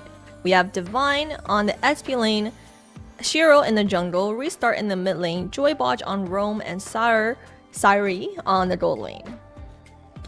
Yeah, unfortunately for the side of Godspeed, took a few losses leading up to this, but here I feel like they know that this is the spot right here. This week is where it all kind of comes into play, especially against a team that are favorited for this tournament in BTK. All I got to say is Baji Boy versus Zane. It's gonna be lit. Well, for BTK, we have Foy Chicken on HP, Mobazane in jungle, Hoon on the mid lane, Supershark on roam, and Zia on the goal lane. I don't think there is a person viewing this stream right now who doesn't know who any of these players are in North America. Each one has built a name for themselves, none more than Zane and Hoon up there as well. Supershark, who has been one of the top roams here in North America for quite some time. I don't know who any of them are. Yeah. They've grown up so fast. They look so different than they did when they were young lads years ago. But no, definitely gonna be a great game. Yeah, and for our viewers, we have another giveaway for all of you guys. On the screen, you see a QR code and a code to scan for 30 Sun Sand skin for Clint. Yeah, a little bit of a beach mode for Clint. I know things are starting to cool down around the world. I know Trek's about to probably hit another hurricane there in Florida, but the rest of you guys have a chance out of 30 to get yourselves a Sun and Sand Clint skin. Yeah, I feel like I'm being a little shot at here. There is no sun and sand here in Florida right now. We're a couple days out from a big storm, so yeah, good luck. Well, good luck to everyone with that skin. And for our casters, everyone did predict BTK to take the series versus Godspeed. Looks like it's a unanimous decision today for both series. It's hard. I mean, the last time I picked against BTK was last season's grand finals, and we all know how that went. That has made me a believer in the skill that they possess. I know after their loss last weekend, they have hunkered down. They've gotten even more serious about it. They've been playing more games together. They want to make sure that those issues they faced last week are not a problem here tonight. Yeah, I think this game's going to be important to show, you know, to a lot of people put BTK in top 2, right? Whether you put them ahead of C9 or below, it doesn't really matter. But this series, it's important for them to really like show dominance here if they will still want to be considered one of the best, right? And I think that means nothing less really than like a 4-0 here for them. If they lose a game here, it's going to be seen as weakness, right? So I think it's really important about how they come into this series. Yeah, it's a redemption series for BTK compared to last week, and it's also a redemption match for Mobazane against Joybaj, where he said he lost against Joybaj. And also for the viewers, it's an exciting series to see these two teams playing against each other. And I know our casters have talked about how they want to see maybe potentially a 2-2, even though Trex just mentioned they have to get a 4-0. So how are regardless of how strong we feel that BTK is right now, there is an opportunity for Godspeed to make a name for themselves, to do the unthinkable. Every match victory here pulls them closer to that top 4, pulls Maple Leafs down further. I want to say there's a lot on the line for a victory here, any victory here for Godspeed. Preach. Preach. And the draft is ready, guys. This is a miracle today, and let's jump to see where the miracle takes us. An on-time match for BTK. Say it is not so, Trex. We're going to be looking at a Ling ban on the side of BTK and Alpha taken off the table by Godspeed. All right, man. I mean, target bans on the board already. One of the only times we see Alpha in that first set of bans is when Mobazane is on the opposing team, and Godspeed are not going to waste any time with it. How these bans are going to evolve over the next 4 games definitely could change up. I feel like in a lot of series in NACT so far, we've seen a lot of evolution in drafts just from going through the 4 games and, you know, seeing new seeing new picks come in, seeing picks that are now problems, and I feel that's where the state of the meta is. It normally starts on something and quickly turns into something else. High-low ban does come in from BTK, and the fact that both teams are, taking this ban face slow shows how much that both of these teams know how much is on the line here. Yeah, the big thing for me is how, especially the roam, Joybaj, I mean, he used to be on BTK. He knows a lot about Zane, how he rotates and stuff, but he's going to be sitting across from one of the best roams in North America in Shark. Is he going to still be able to get that vision, know where Zane is all the time, also be able to protect his jungler from some of those rotations? I mean, Shark is just so quick, so fast, so much knowledge and genius when it comes to his positioning, his playmaking ability. It's going to be a matchup I'm really key on seeing here. Then you bring up a great point in talking about Joybaj there, and something we have to point out though is, when we talk about BTK, sometimes we talk about Shark, sometimes we talk about Zia, sometimes we talk about Zane. When we talk about Godspeed right now, all the talk is on Baj, and what we need to see from Godspeed, I think, for them to really step up and take a game, take 2 games, who knows. Everyone else on the team needs to be ready to make a name for themselves today, right? Everyone on the team needs to be able to step up back into the bans, the high-lows, the Arlot ban coming out from BTK. I got a hint we might be hinting at, Fried Chicken picking up the Edith up front. Last time we saw him pick the Edith and the Arlot was open to Natha's hands, it was a problem to deal with for Fried Chicken. So I think this is kind of making sure that Fried Chicken can have a decent game. Yeah, especially when it came to Fried Chicken versus Nats. When it comes to just XP lane versus XP lane, and we're going to start off with XP lane pickup there. But when it comes to XP lane versus XP lane, I want to say there's very little that can be done against an Arlot in the first place. Put that in the hands of somebody who's actually very strong. You've got some fast rotations. He's able to join the team fights very quickly. Meanwhile, you're still trying to clear out your lane there. I do like this pickup. This is going to be very early amounts of damage from the side of BTK. And we'll see exactly what happens. The Bane does get picked up for Godspeed. I like the Khalid pick. I think like we said last time, Khalid's slowly coming in more and more. Thinking Edith could be solid for the side of Godspeed. They go for the Ruby, so we're already seeing this, a tight composition starting to form with Godspeed, and we know from watching BTK they like to have these grouped up fights, and it already looks like that might be what Godspeed is trying to bring as well. Yeah, I mean, I want to say this Bane works very well. It's got great potential when it comes to objective pushing. Plus, I want to say this has become one of those really top tier picks for Zane as well, because it means he doesn't really have to worry about objectives, or he doesn't have to worry about those early turtle objectives. Gets farmed very quickly and is able to take it where his team shines, which is to get those objective pushes out there. The team fighting, you're exactly correct. We've seen them even pull out Eves to really have that nice little tight box with the real world manipulation to kind of close in around the enemies. Here Hoon's gonna go ahead pick up the Valentina, and now we see the Edith come in. So there's this question, like I most likely the Edith is Rome, but I just want to throw out the possibility we did see Shark's name swap up to the front there, pick up this Khalid.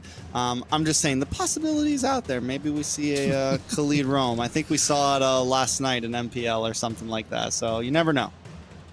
I mean, it's got the potential, the amount of damage that he can output, how quickly he can traverse the map, his ultimate being this huge team CCing ability, and then his ability to regen very quickly around there means he doesn't have to go back to base as quickly, and he can still continue to be a nuisance. I mean, heck, for all we know with BTK, this could go into the marksman position to be able to whittle down some of the marksmen that we see out there, and to take advantage of the way that first ability from Khalid, it doesn't really take any CC. Like it's basically negated, or CC is negated by this. Yeah, Godspeed now banning into these marksman slots, taking out the carry. But the thing is Zia has shown a lot of potential, not only on like marksman gold laners, but we've seen him on the Alice, we've seen him on Rubies, we've seen him really expand, and that's something that BTK is like almost comfortable leaning into. Having Zane pick up something like the Nolan, the Julian, you know, having him pick up this damage jungler, the Roger maybe, and then putting more heavy offlaners in. And with the way they're looking, having this Khalid, having this Edith, it seems very feasible for BTK to fall onto a draft like that. Yeah, and you took the words out of my mouth. Zia has been one of my favorite marksmans for a long-standing season now, ever since he picked it up here. And the biggest question on my mind at the start of this season is, with the expansion of that gold lane, was Zia going to be able to fit well, picking up a bunch of these fighters, the Alice, the Ruby, the Lunux in that position, and he's shown that it doesn't matter who he has in that gold lane. He's going to be able to use any of them very well here, especially moving on into a lot of these team fights. We do see Harith, a big focus there onto that gold lane as Harith is taken off by Godspeed. Most definitely. So now we come into these final picks in the second phase. Godspeed, they already have a roam. They have an EXP laner, possibly gold lane Ruby, also very possible. They can still slot something into EXP if they want. We need a mage though. We need a mage. Lu Yi's open. Big possibility for that. We still have the Aurora. We don't have the Vexana. So I'm just wondering, which way do they go here? Do they pick up your mid laner and wait for counterplay and the EXP or gold? Well, and yeah, and that's the thing too. We're going to need to make sure that whatever it is, we still have the protection. One of the biggest problems for Bane is that early game. If the enemies start showing aggression, if they start invading, you need something there to be able to protect them, to allow him to get fed. It's one of the biggest problems we see with Bane, where he right from the early game, he's able to get one buff, then the second buff, they're already all over him, and then once that starts happening, it's very hard for Bane to come back from. Here, another Sicilian we're going to see taken up there by Godspeed. And honestly, the Sicilian here, I kind of like. You have great kiting. You have something that can, you know, deal with the run-in from the Edith. You have the Bat's Feast, which can kind of kite against the Khalid. And whether, you know, you probably pick up Purify here or something like that. Maybe the Flicker. I think I would like the Purify here to add even more kiting effect. And again, the Khalid just kind of sits behind this Bane, sits behind this Ruby, sits behind this Gatot in this little box and gets free shots. And you have so much peel on the side of Godspeed with the Deadly Catch, with the Ruby, with the taunts from the Gatot. You have a lot of option, and here comes the Jungle Roger and the Lunox gold from Zia. A lot of magic damage on the side of BTK, but it will be made up if Mobazay can get some snowball in. Yeah, and that's what they're really banking on. Mobazane, especially on this Roger. I mean, it just kind of takes me back to M3. It's one of the heroes that I honestly don't know why he doesn't play more, because I feel like he's absolutely magical on this hero. Mix that with Lunux, who's going to be able to kind of avoid a lot of these kind of ganks that are going to be coming in through the gold lane with that Brilliance ultimate. And finally, we do see the Kufra pickup for Joybaj. That is a box right there on Godspeed, man. We got, so what is this? Gold lane Ruby, Gatot EXP lane, Jungle Bane, restart on the Sicilian in the mid, and Joybaj on the Kufra. I mean, there's definitely going to be some damage with the Bane. There's going to be some damage with the Sicilian, but all of that doesn't seem to really hit until mid or late game.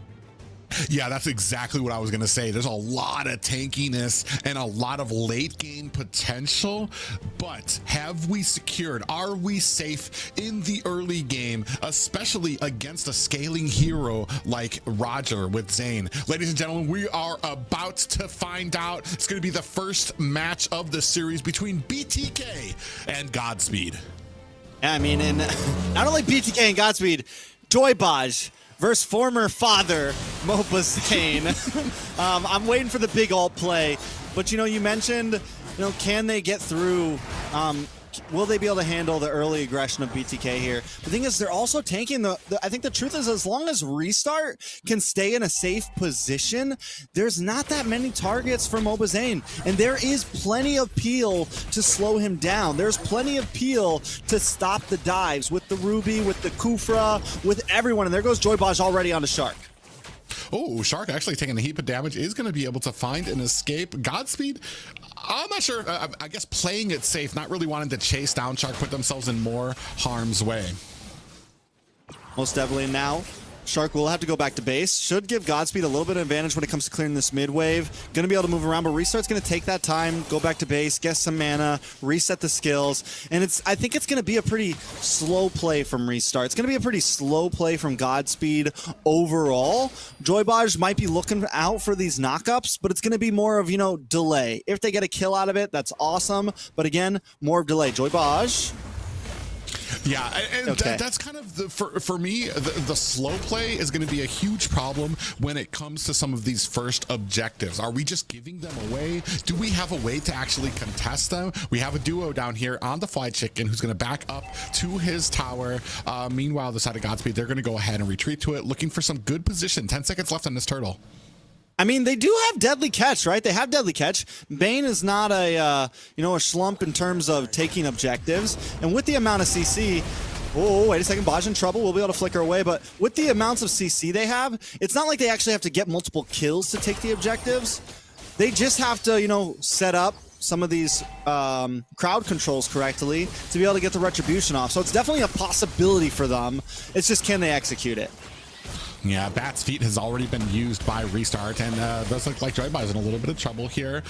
Mobazane getting some good positioning on this turtle for members of Godspeed, looking for an angle that they can come in with. Divine from the top, Fly Chicken and Hoon from the bottom. Avatar the Guardian does catch Divine. We do have, a nice Sandstorm comes in with Joy. I believe that was Godspeed who was able to get the turtle. Now we're fighting a Shark in trouble. Mobazane very low too as well. Joybaj goes down, taken out by Divine. Fly Chicken finds a kill onto Divine as well. 2-1 in favor of BTK with the first turtle going to Godspeed. And you talked about it. That Deadly Catch able to play a pivotal role. Yeah, Shiro definitely able to get the turtle, but also the damage of BTK also playing a pivotal role in getting the bounce back, right? So it pretty much comes down to an even trade. Gold at a standstill. Sire low. Zia able to get the kill. That darkening alt of the Lunux does percentage health damage. That's a huge win when it comes to taking on a Ruby in that gold lane. And unfortunately for Syri, I want to say just not really respecting the damage that was going to come out of it. Most definitely. So now we're sitting at 3-1. Game still pretty even. That's exactly what Godspeed wants. So Fly Chicken. Ooh, goes in, Restart, expends that flicker to get away. Actually able to back off against a 4-man gank from BTK. Divine in the bush. Ooh, looking for an angle here. Does find a little bit of a taunt now, putting some damage now onto Mobazane, who's gonna have to back up. You are looking to see if Godspeed is gonna want to go in against this purple buff. You see 2 members, Divine there as well as Shiro, but Mobazane very cleanly able to pick up his purple. And one more thing to point out with Godspeed's comp, right? It's Shiro kind of, they're taking their time. They're not forcing fights. But while that's happening, Shiro making his way to off lanes, getting off some nice gold plating, using the Deadly Catch to damage towers. Godspeed came with a very clear plan here. It's BTK's job to thwart it. BTK definitely more... Oh, Joybaj should be able to get away. But BTK definitely more... have a lot more angles to attack, have a lot more possibilities of plans. It's not as just straightforward, but still, man, I got to give it up to Godspeed for coming in like this. Yeah, they're actually not doing as bad. They're not having as many issues as I thought that they might in the early game. Shark comes in with a big flicker play, followed by the Sandstorm. Is that going to be enough? Mobazane finds himself a kill onto the turtle. Syri finds a kill onto Mobazane. They are trading right now, 4-2 right now. Zia finds a kill onto Divine. That is a 1-for-2 trade, and the turtle going over to BTK. All right, so here's the big answer to Godspeed from BTK right now. Mobazane does go down, which is, again, a beautiful trade for Godspeed, losing Turtle. They lose EXP lane and Turtle. Gold a little bit into the favor of BTK, but overall, the big answer, Fly Chicken with this Raging Sandstorm has been able to lock down Shiro, and he's done such a good job at it. Yeah, and the one thing that I want to say too is that I want to say that Godspeed have kind of been held at bay for the Bane. The one thing that Bane really shines at is being able to take towers, and right now they really haven't been focused on that. They've actually been doing a good job of contesting a lot of these turtles, not taking too many hits when it comes to some of the deaths here. But I kind of want to see Godspeed maybe start turning their attention to these to these towers, because that's where Bane shines. That's definitely where Bane shines. We're restarting trouble. Able to just Yeah, flick back. he's going to be able to get away, have the Bats feast out there. Shiro comes to join him, and the rest of BTK going to go ahead and back up. I mean, Godspeed, Restart's been doing a great job of kind of getting out of the way of these. He still hasn't gone down yet. And as long as he doesn't go down, he's going to be able to continuously build up some stacks. But what we are seeing him, he's kind of staying in the middle a lot, which means he's not doing what you want them to do, you know, is which rotate to these offlanes. Joybaz, Shiro, get a little bit more involved in the macro. Oh, and just like that, those little mistakes that BTK is going to be able to take advantage of. They do catch Joybaz in the bush. He's not going to be able to use that Tyrant's Revenge to get away. All right, so 6-2. BTK slowly inching more and more ahead, and at what point does that just turn into the complete downfall of Godspeed, right? It's about a 2K gold lead. Godspeed's still in the game. They came in with this slow play strategy, but for it to work, they have to, you know, staunch the bleeding a little bit. They can't just let BTK completely escape. Oh, and from the flank, they do find a kill onto Restart. Deadly Catch is out, catches the whole of Godspeed. Zia finds a kill onto Divine. Oh, and nice. I'm offended by Syri. Pulls 2 members under the tower. Shark goes down, and that means that BTK is going to go ahead and be able to put some pressure, find the mid tower of Godspeed. Yeah, the ricochet from the Crab Claw Cannon gets that final hit on the Shark, so they find something. They at least get a kill, but still they lose Divine, they lose Joybaz. Both of them sitting at 3 deaths right now. Shiro going into a slightly tankier build as well, and what does this mean for Godspeed here? The fact that, yes, you get War Axe, now you pick up Brute Force Breastplate. That means your scale into damage is even less. I don't know, man. Like, where's the damage going to be at in Godspeed? It's starting to look a little scary. Yeah, and especially as things start coming online for BTK here too. You're absolutely right. Brute Force Breastplate going to give him a little defense, a little bit of speed. We do have the Brilliance is out right now. Shark and Mobazane looking for an angle, not able to find it exactly, as Godspeed doing a good job of looking for that retreat without having the vision on the map of all of their opponents.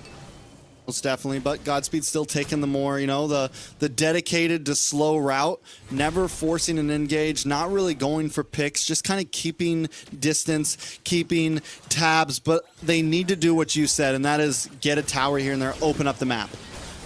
Yeah, and you see here right now, we do come in with that Sandstorm. Joybaz is going to look for something here. Avatar, the Guardian, comes out. Shiro finds a kill onto Zia. The rest of BTK actually going to go ahead and back off. A concealed play coming out from Joybaz, wanting his team to kind of run up. Unfortunately, feels like Godspeed wasn't on the same page there. They kind of back up. A few of them hesitated. In goes Divine, looking for some damage there. Shark on the back, trying to get a little bit of tankiness there. Gets taken out by Shiro from the back. Mobazane coming from the flank onto Joybaz, looking for the damage. Divine in trouble here, jumps onto Mobazane, is going to go ahead and back off there. Meanwhile, Syri finds a tower up at the top.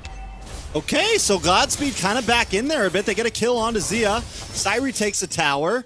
They reverse some pressure. They drop that gold deficit to only 1,000. And now it feels like they're starting to hit a spike here. We're 9.5 minutes in. First Lord is up, and we saw that they do have potential to fight for objectives in that very first turtle.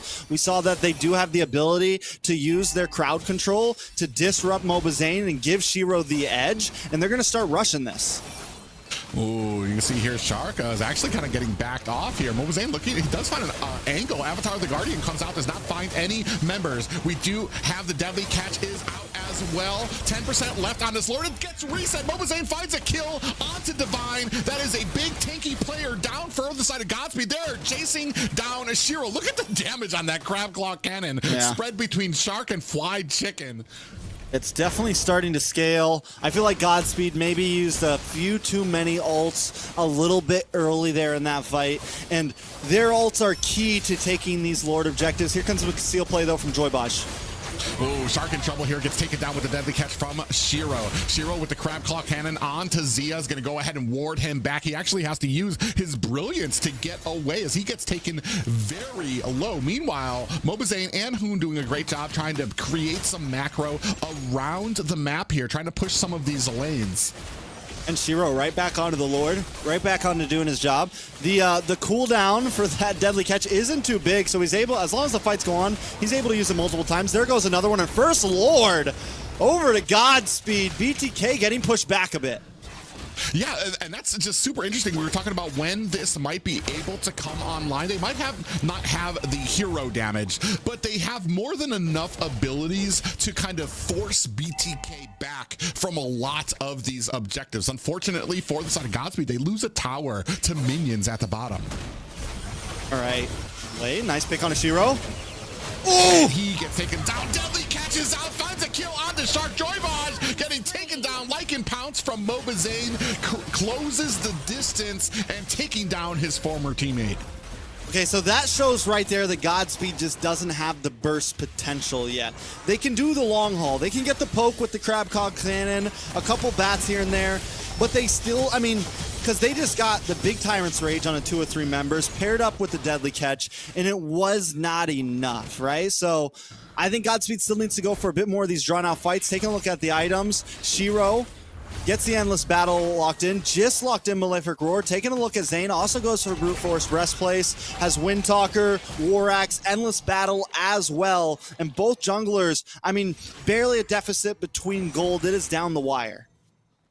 Yeah, really interesting here. I mean, you do have the Malefic Roar on Ashiro, so he's going to start really focusing on this tower taking ability here right now. I feel like they're, as far as team fights are concerned, they do have a decent amount of CC. Restart starting to come online, however, slower is the word. He's sitting at 0, 1, and 4 right now, so he's not exactly like doing fantastic on there, but it's still, he still has time while the side of Godspeed is still doing a good job of taking these towers.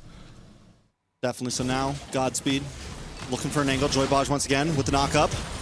Whoa, they find Zane. Deadly catch comes out. Zane gets eaten up by them. Shiro finding the kill there. Zia finds a kill onto Joybaj. Restart, able to start laying down the damage. Sanguine Claws is out. Hoon has to run. Oh! Cannon takes down 2 of BTK. Locked and loaded, baby. Locked and loaded. Crabcock Cannon with the double KO. Now they're going to cut lane, go for this mid tier 3.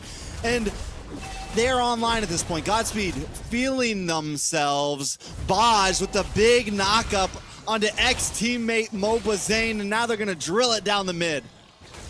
Man, what? Man, Crab, as soon as I saw them both low, I'm like, no, Crabclaw kind of about to eat these guys for dinner. And Shiro doing such a good job. We were talking about when the damage is going to start coming online. You saw it there. What a great push by Godspeed. And BTK need to be very careful about these next few minutes, because one more fight like that could find Godspeed pushing all the way to the core.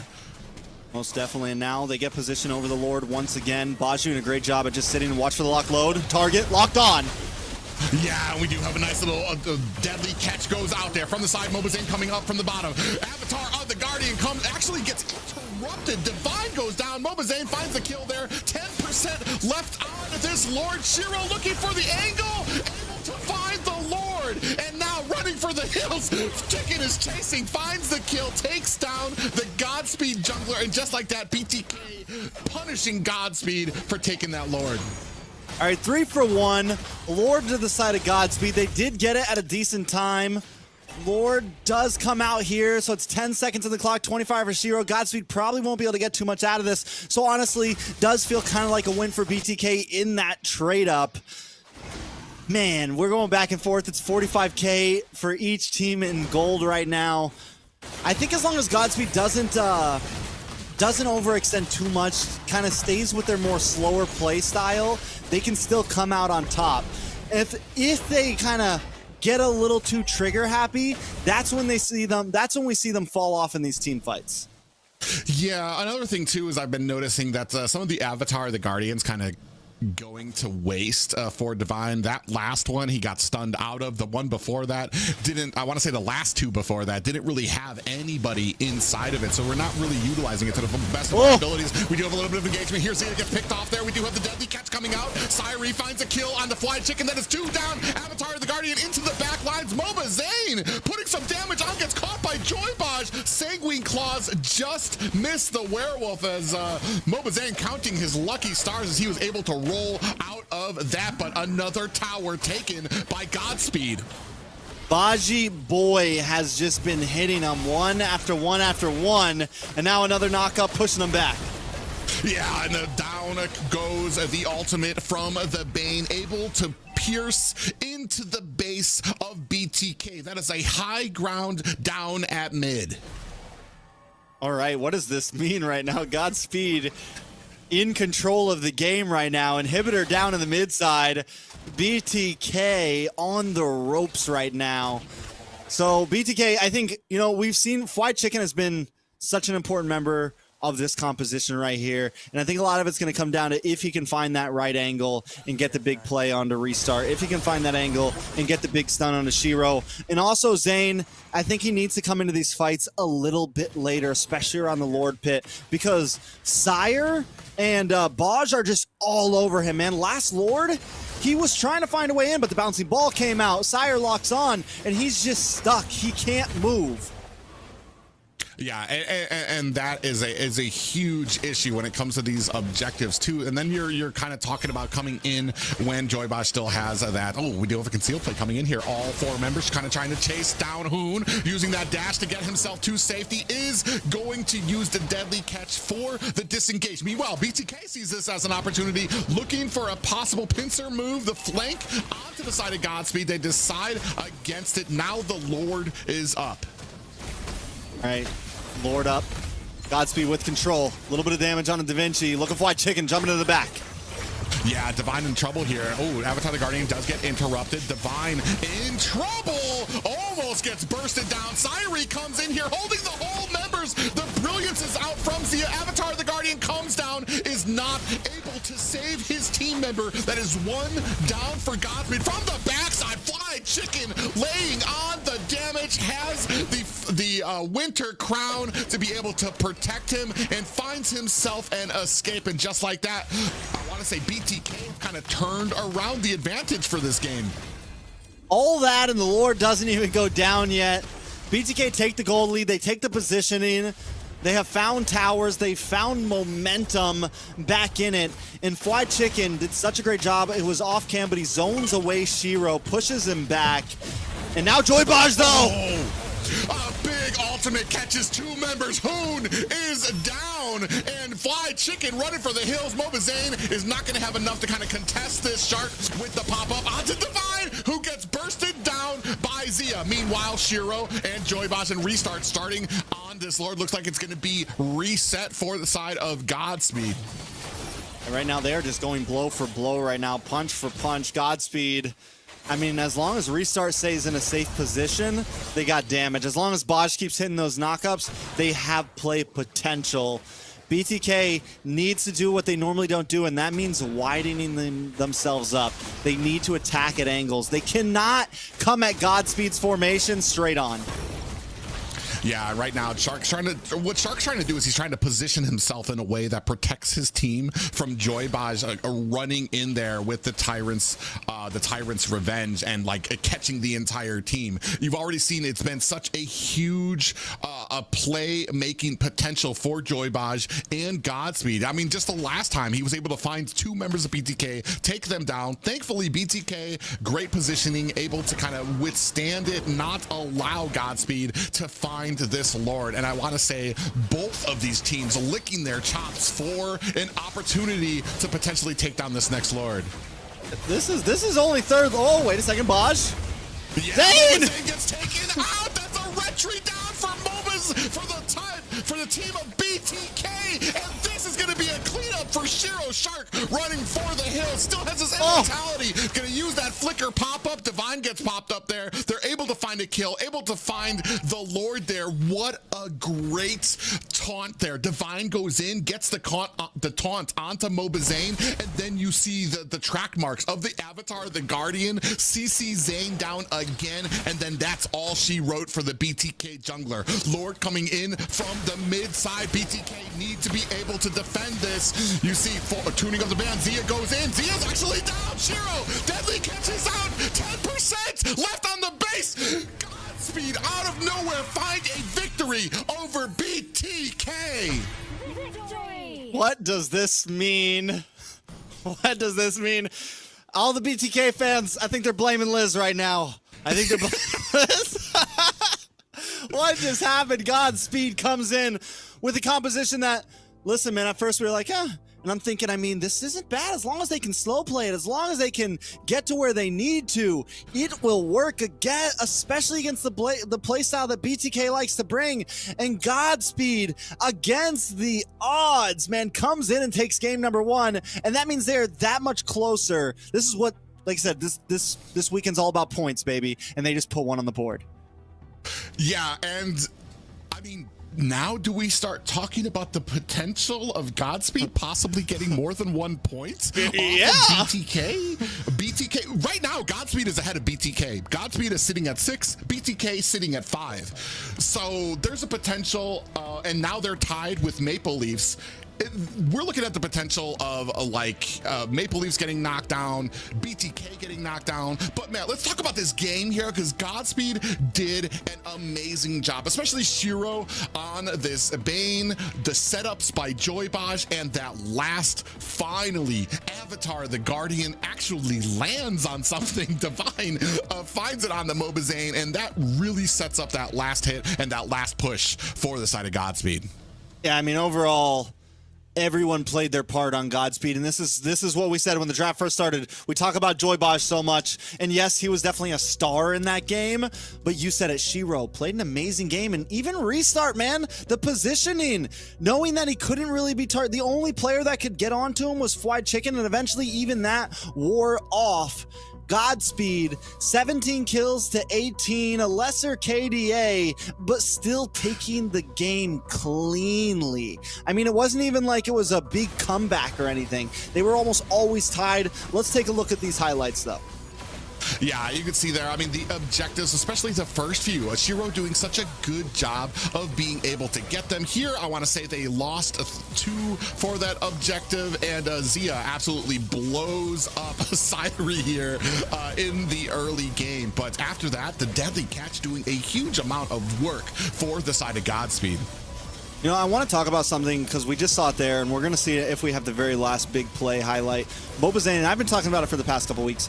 Mobazane has this habit of always being like he's still playing Fredrin, like this habit of always being the first one on the Lord out of his team, always being the one who has to be close to the Lord. And I think in today's current meta, the jungler really needs to kind of sit back a bit more and maybe be the 3rd, 4th, or even the last one to engage onto that Lord. And we saw, and I think he's getting a bit better. Like even here, he's the last one to come into this fight. He was getting his purple, but in that last fight, he was the only one close to his Lord, and he gets caught off. And instead of playing from behind and being the damage dealer that he needs to be, he's kind of, sometimes he's a little bit too far up.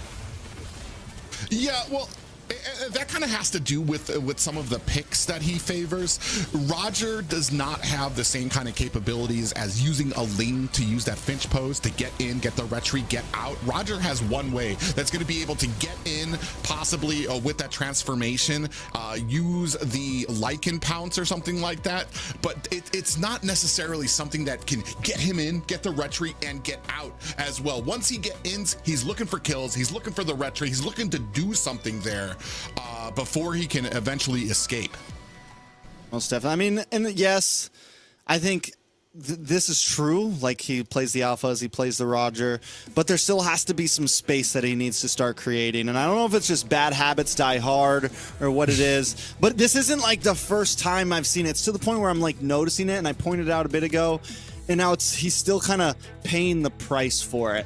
And Godspeed, honestly, that game, man, it felt like they had BTK's card a little bit. Like, they knew the play style, and it's a play style we've been talking about from BTK for a while, how they have a very singular focused play style where all 5 of us want to try to overpower you, and Godspeed brought a composition that could beat that. So BTK forced to change up. Godspeed bans out the Ruby this time. They are going to be first pick once again. Were they first pick last game?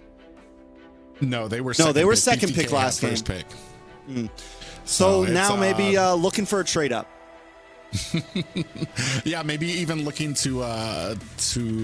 possibly take away that Edith from the side of BTK with a first pickup, Edith pickup.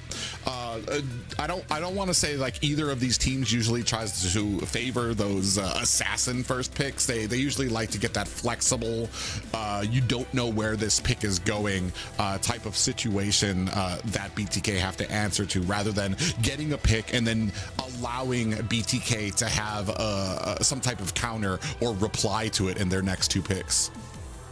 Definitely. So now it's first pick, Arlott open, plenty of options open right now. Chip is gone, Fovius gone, but knowing the way that the Godspeed drafted last time, I think it's kind of hard to guess exactly what they're going to bring to the table here. They could just first pick the Bane here if they wanted, or something.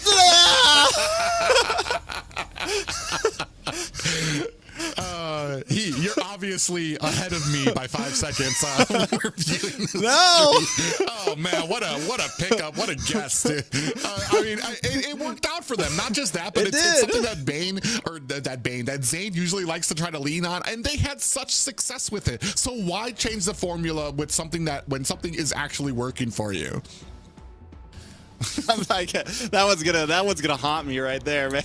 All right, BTK, what do you guys do? I think go for the Arlott, man. Don't get me wrong. I think the Khalid was very good, but I think an Arlott will do it better if Godspeed wants to bring that grouped up strategy. You can dash through, you can proc a lot more of those passives, and you can get that big final slash off. White Chicken, though, going to get the Gatot. And last week, his Gatot, I'm not going to lie, did not fare too well. It just seemed a little off. It seemed a little like maybe he wasn't really comfortable on it yet. Hopefully, it looks better this time.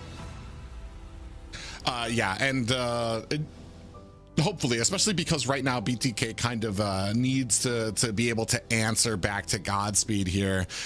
Needs to be able to answer back with some of these objectives, especially I want to say for a draft from Godspeed last game that did not look favorable. There was a lot of tankiness, a lot of mid to late game damage. I was wondering where they were going to be able to get kills from, how they were going to contest objectives, and they were still able to kind of hold that line until their power spike came on, until restart was absolutely just raining damage down onto them. So I mean, it just tells that there is another level to Godspeed here that we have yet to see, and here they're going to go ahead and pick up the Khalid for themselves. Yeah, and I mean it works, right? I mean it's definitely it's still going to kind of supply the same thing, except this time they'll have a little bit more dive. I'm wondering now. I'm already thinking down the line. What does Baj go? Does he pick up the Kufra again? I mean, he played so well on it. He played so cleanly with all the dashes that BTK is bringing right now. It could still work. At least Zia this time will get a solid marksman that he can really dance around with. I like Zia on this Claude. I think it's clean. As long as Fried Chicken can perform in the Gatot, the composition is still very nice over on BTK.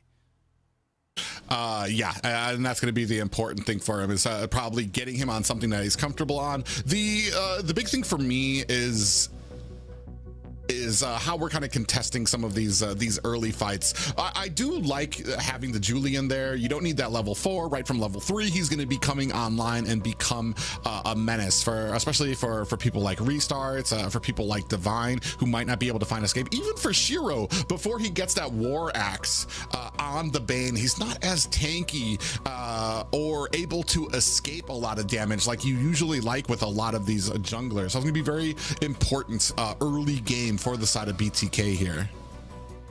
Definitely. So now, second phase of bans coming in. Matilda ban does come out from BTK. A solid ban, I think, on the Baj. We've seen him play it. We know it's something that he enjoys playing, but I think Baj is going to pick something a bit more aggressive. I think he's going to stick with things like the Kufra, stick with things like the Cho, stick with things that he knows. I'm going to get in your face, Zane. I'm going to, I'm going to get in all of your faces and cause as much chaos as possible, because I think that's where BTK starts to falter a little bit, when a team really starts to push back on them, right? So if Godspeed can continue to do that, good chance. Restart on the Sicilian also looks great, and Godspeed on the other hand just banning into mid lane here. Lu Yi, Valentina still open, could be a solid ban here. Yeah, that's what I was saying. That's what I was thinking too. With the Lu Yi taking off, Valentino would probably be the next target on my back, which kind of leaves open possibly the Aurora or Lilia for the side of BTK to go ahead and pick up. Yeah, they take off the Tigreal there for the side of BTK. I do like I was talking about Joybaj with his Kufra. It was a huge amount of sets there for the side of Godspeed. Always finding like multiple numbers for BTK there to be able to kind of take them down. A big surprise there. Hoon gonna go ahead and pick up the Valentina, which has been kind of a mainstay here in the meta. Now looking for something in the marksman lane for Godspeed. Yeah, I'm wondering, do they keep it simple with the Kufa, or do they go for something like the Cho for Baj? I feel like the Cho's nice, but also you leave your team a little bit too much with the Cho, whereas Godspeed has really been bringing this more tighter formation, so I don't know exactly if the Cho will fit perfectly, but I think the Kufra was phenomenal. It's going to be a little harder to hit here. Claude is not as easy as a target. He's got the Purify, he's got the BMI, a lot of answers, right, this time to the type of strategy that Godspeed wants to bring. They do still need a marksman as well, unless they, you know, go for exactly what they did last time. Down to 0-6. Ooh, we're gonna go with a very late game marksman here. Cyrie's gonna have the carry, a lot of that true damage. I mean, it'll work well against Garakacha. I just kind of question it. Like, usually I like the carry against those big, heavy, tanky type of compositions that you have in the late game. It helps you kind of burst it down. Here you've got a lot of mobility, you've got a lot of CC, you've got the taunt from Fried Chicken, and with that you've got the burst potential that could potentially take carry down, who needs to get a little bit closer than most people do during a lot of these engagements. The Kaja carry combo though is vicious, right? It does definitely have potential. Definitely a lot of positive. Very different strat than what they brought last time, but a little more, you know, two-dimensional. It's not as straightforward. They have a couple more outs this time. It's not just all the damage of Shiro and Restart. Everybody can kind of play a part here. And I do like the fact that Godspeed brings something different in game number 2. It's like, okay, we beat you with this game 1. We know you're going to be ready for that this time. Let's try something else. Yeah, and that's a big thing here. Actually, Fried Chicken actually swaps it out. Shark's going to be on the Garakacha. Fried Chicken's going to be on his comfort pick, the Edith. We're going to see if this has maybe a little bit of a change for him now that he's on the Edith instead of a Shark. See if that brings upon a little bit of a different result here versus Godspeed. Yeah, most definitely so. It's game number 2. BTK behind right now. BTK's fighting for points right now. Didn't think we'd hear that one this season, but here we are. Godspeed with the lead, and it's Godspeed, baby. Yeah, BTK looking for revenge, looking to answer back at Godspeed, who took a surprising victory in the first game. We're going to see if there's going to be any differences here in how they handle the second. All right, so Mobazane this time on the Julian, different than the Roger. Maybe currently more meta than the Roger. They will have a little bit of CC on their jungler plus damage, so I like it. Zia, we mentioned Zia too. Gonna be a bit more fast moving, gonna be much harder to pin down, but Zia goes for the sprint on this Claude. Not the most popular skill to choose. Normally it's something like the Purify, but I guess Zia just wants to be fast. That just kind of shows possibly just more confidence he has in his ability to kind of kite and get around a lot of these abilities on the Claude right now.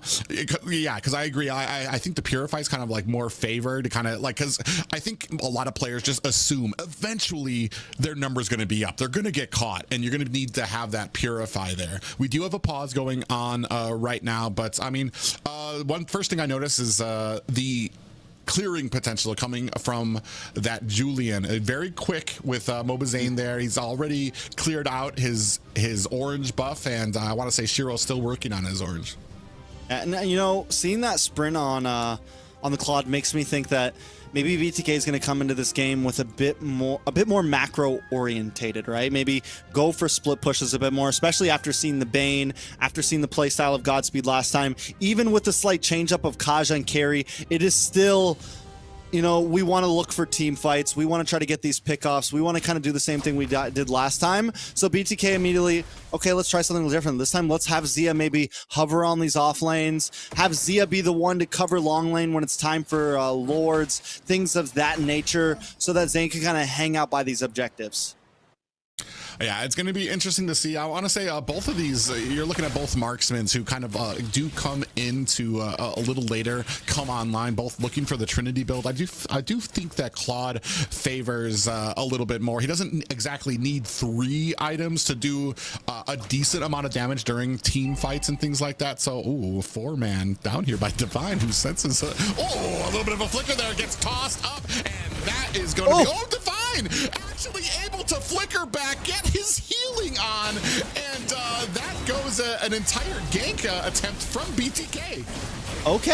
Okay, good job for Godspeed right there. They do lose the turtle, but it could have been much worse. Shiro doesn't even really, one good thing Godspeed, they didn't really fully commit onto that turtle. They made sure they were still jungling, they made sure they were still doing things. BTK does take the lead, but now Zia maybe in a little bit of trouble.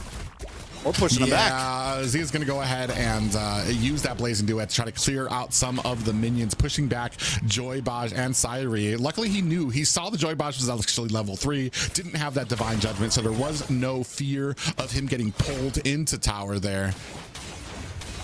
All right, so what's the plan from here, right? Does Godspeed, I think, same as last time, they just kind of take it slow. As long as they survive those ganks, as long as they don't fall way behind, they're still very much in this game. BTK, on the other hand, we just saw it. They wanted that early game gank. I think BTK, with Mobazane on Julian, it might not be a bad idea to, you know, maybe be willing to get a bit more aggressive. Because I do still feel like Godspeed has a better late game. Oh, they go in. They're looking for the Divine Judgment onto Mobazane. They don't find it. Avatar the Guardian is out, catches 2 members of Godspeed. Joybaj in trouble. Oh, an IMU Divine Judgment comes out from Hoon. That's going to be able to take down Divine. Mobazane finds a kill as well. That is an 0-2 right now for BTK. Little bit of a mess up there, right? Bosch tries to flicker in or dash in, get the ult off, unable to really pull anyone back, and then Shark is just there with the AOG slamming down on Godspeed escape. This time BTK, big damage from Hoon. 2 members there. Shiro in a tough spot there, watching Joybaj get taken out there. Shark now becoming a nuisance here, trying to grab the aggro of this purple buff right now. It doesn't stop the health. It doesn't reset the health on those anymore. I remember when it did, and that used to be a huge problem when you had those invades. All you had to do was reset the aggro on those buffs, and you had to restart it all over again.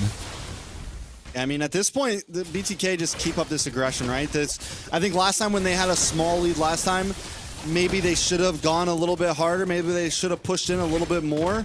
And it looks like that's what they're doing this time. And Godspeed not having Baj on that chunky roam is starting to show some cracks. Yeah, and it's becoming a little bit of an issue, especially because the setting potential. Joybaj went in, you talked about it before, went in for that Divine Judgment and got stunned. Wasn't able to pull back here, but we're now going to go ahead and take a look at some of the items. And taking a look at the items, Shiro just locks in War Axe. Taking a look at Zane. We have the Blood Wings in. We're working on the next one. Gold laners, Zia and Toru. Zia leading a little bit, about 400 gold. Just got in the Scythe, but wait, big fight in the mid.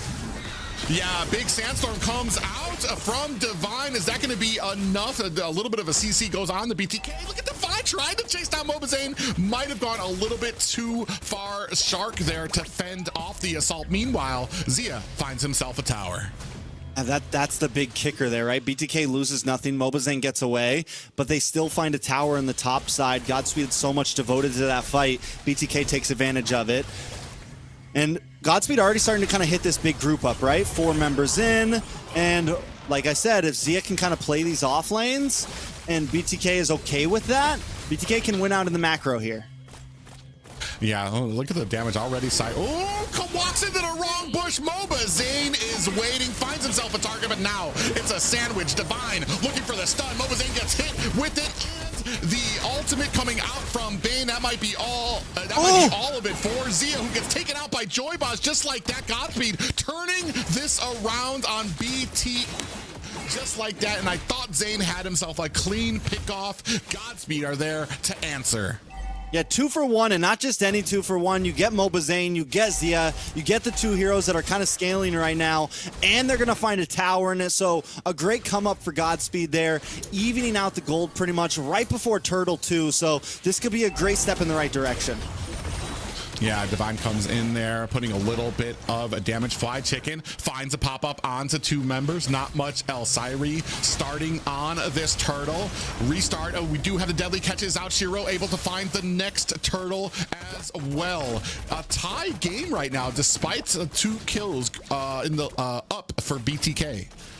And that deadly catch is just so clutch, right? Because, oh, wait a second, Divine Judgment. Fly Chicken's gonna have to use that Primal Wrath, still gets the shielding from it, and is able to find himself an escape.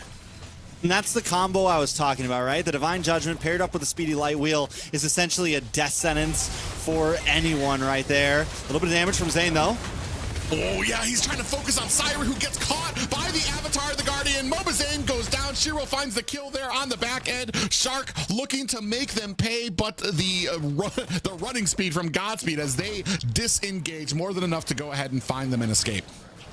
Sire for the price of Zayn. I mean, it's a good trade at first, but eventually that trade isn't going to be as valuable. They need Sire to scale. They need Sire to get these 3 items locked in, and especially since Zia's just having the time of his life on the other sides of the map right now. It's definitely going to be a problem as this game moves into the 10+ minute mark if Sire cannot get completely online. Taking a look at him, all he's got is the Scythe in right now. To whereas we take a look at Zia, he's got DHS, he's got Scythe, he's even got a little defense there for good measure, just to make sure he can take that extra bit of damage. So that's going to start to show as this game moves forward. Yeah, and especially with what a Claude can do to an enemy team when he starts getting those items. Like, you're talking about damage that isn't just a one-person focus. It's going to be able to spread onto the entirety of the team to points where Shark, where Hoon, where Mobazane are going to be able to come in and finish the job. Joybosh catches a pop-up, checking the bush. The rest of BTK disengage back to their tower. All right, let's take a look at it. BTK still kind of playing these off lanes, looking for more pressure on the top, letting Zia bring those minions down. Baj, though. Mobazane, they're trying to chase. He kind of does get away with those enhanced chains. That's going to be able to find himself a little back door to get away from the team there. Oh, Sanguine Claws onto Shark, taking him down. Avatar the Guardian is out, catches Shiro. Shark's been practicing with that AOG, man. He's been practicing with that guitar because he is landing them this time. He is coming in clutch. He's not the engager. I think with the guitar, you don't always want to be the engager, right? You want to maybe be the second one. Get the enemies when they're already moving a certain way, and then jump on them when they're in the middle of fighting. I think that really higher the odds of landing that skill right there. And Shark's just been landing them back to back.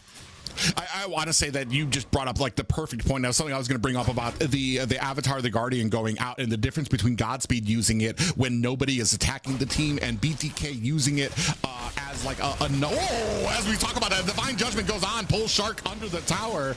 But when the Avatar, the Guardian goes out onto a member that's already engaging your team, you have pretty much doubled your chances of success with that ability.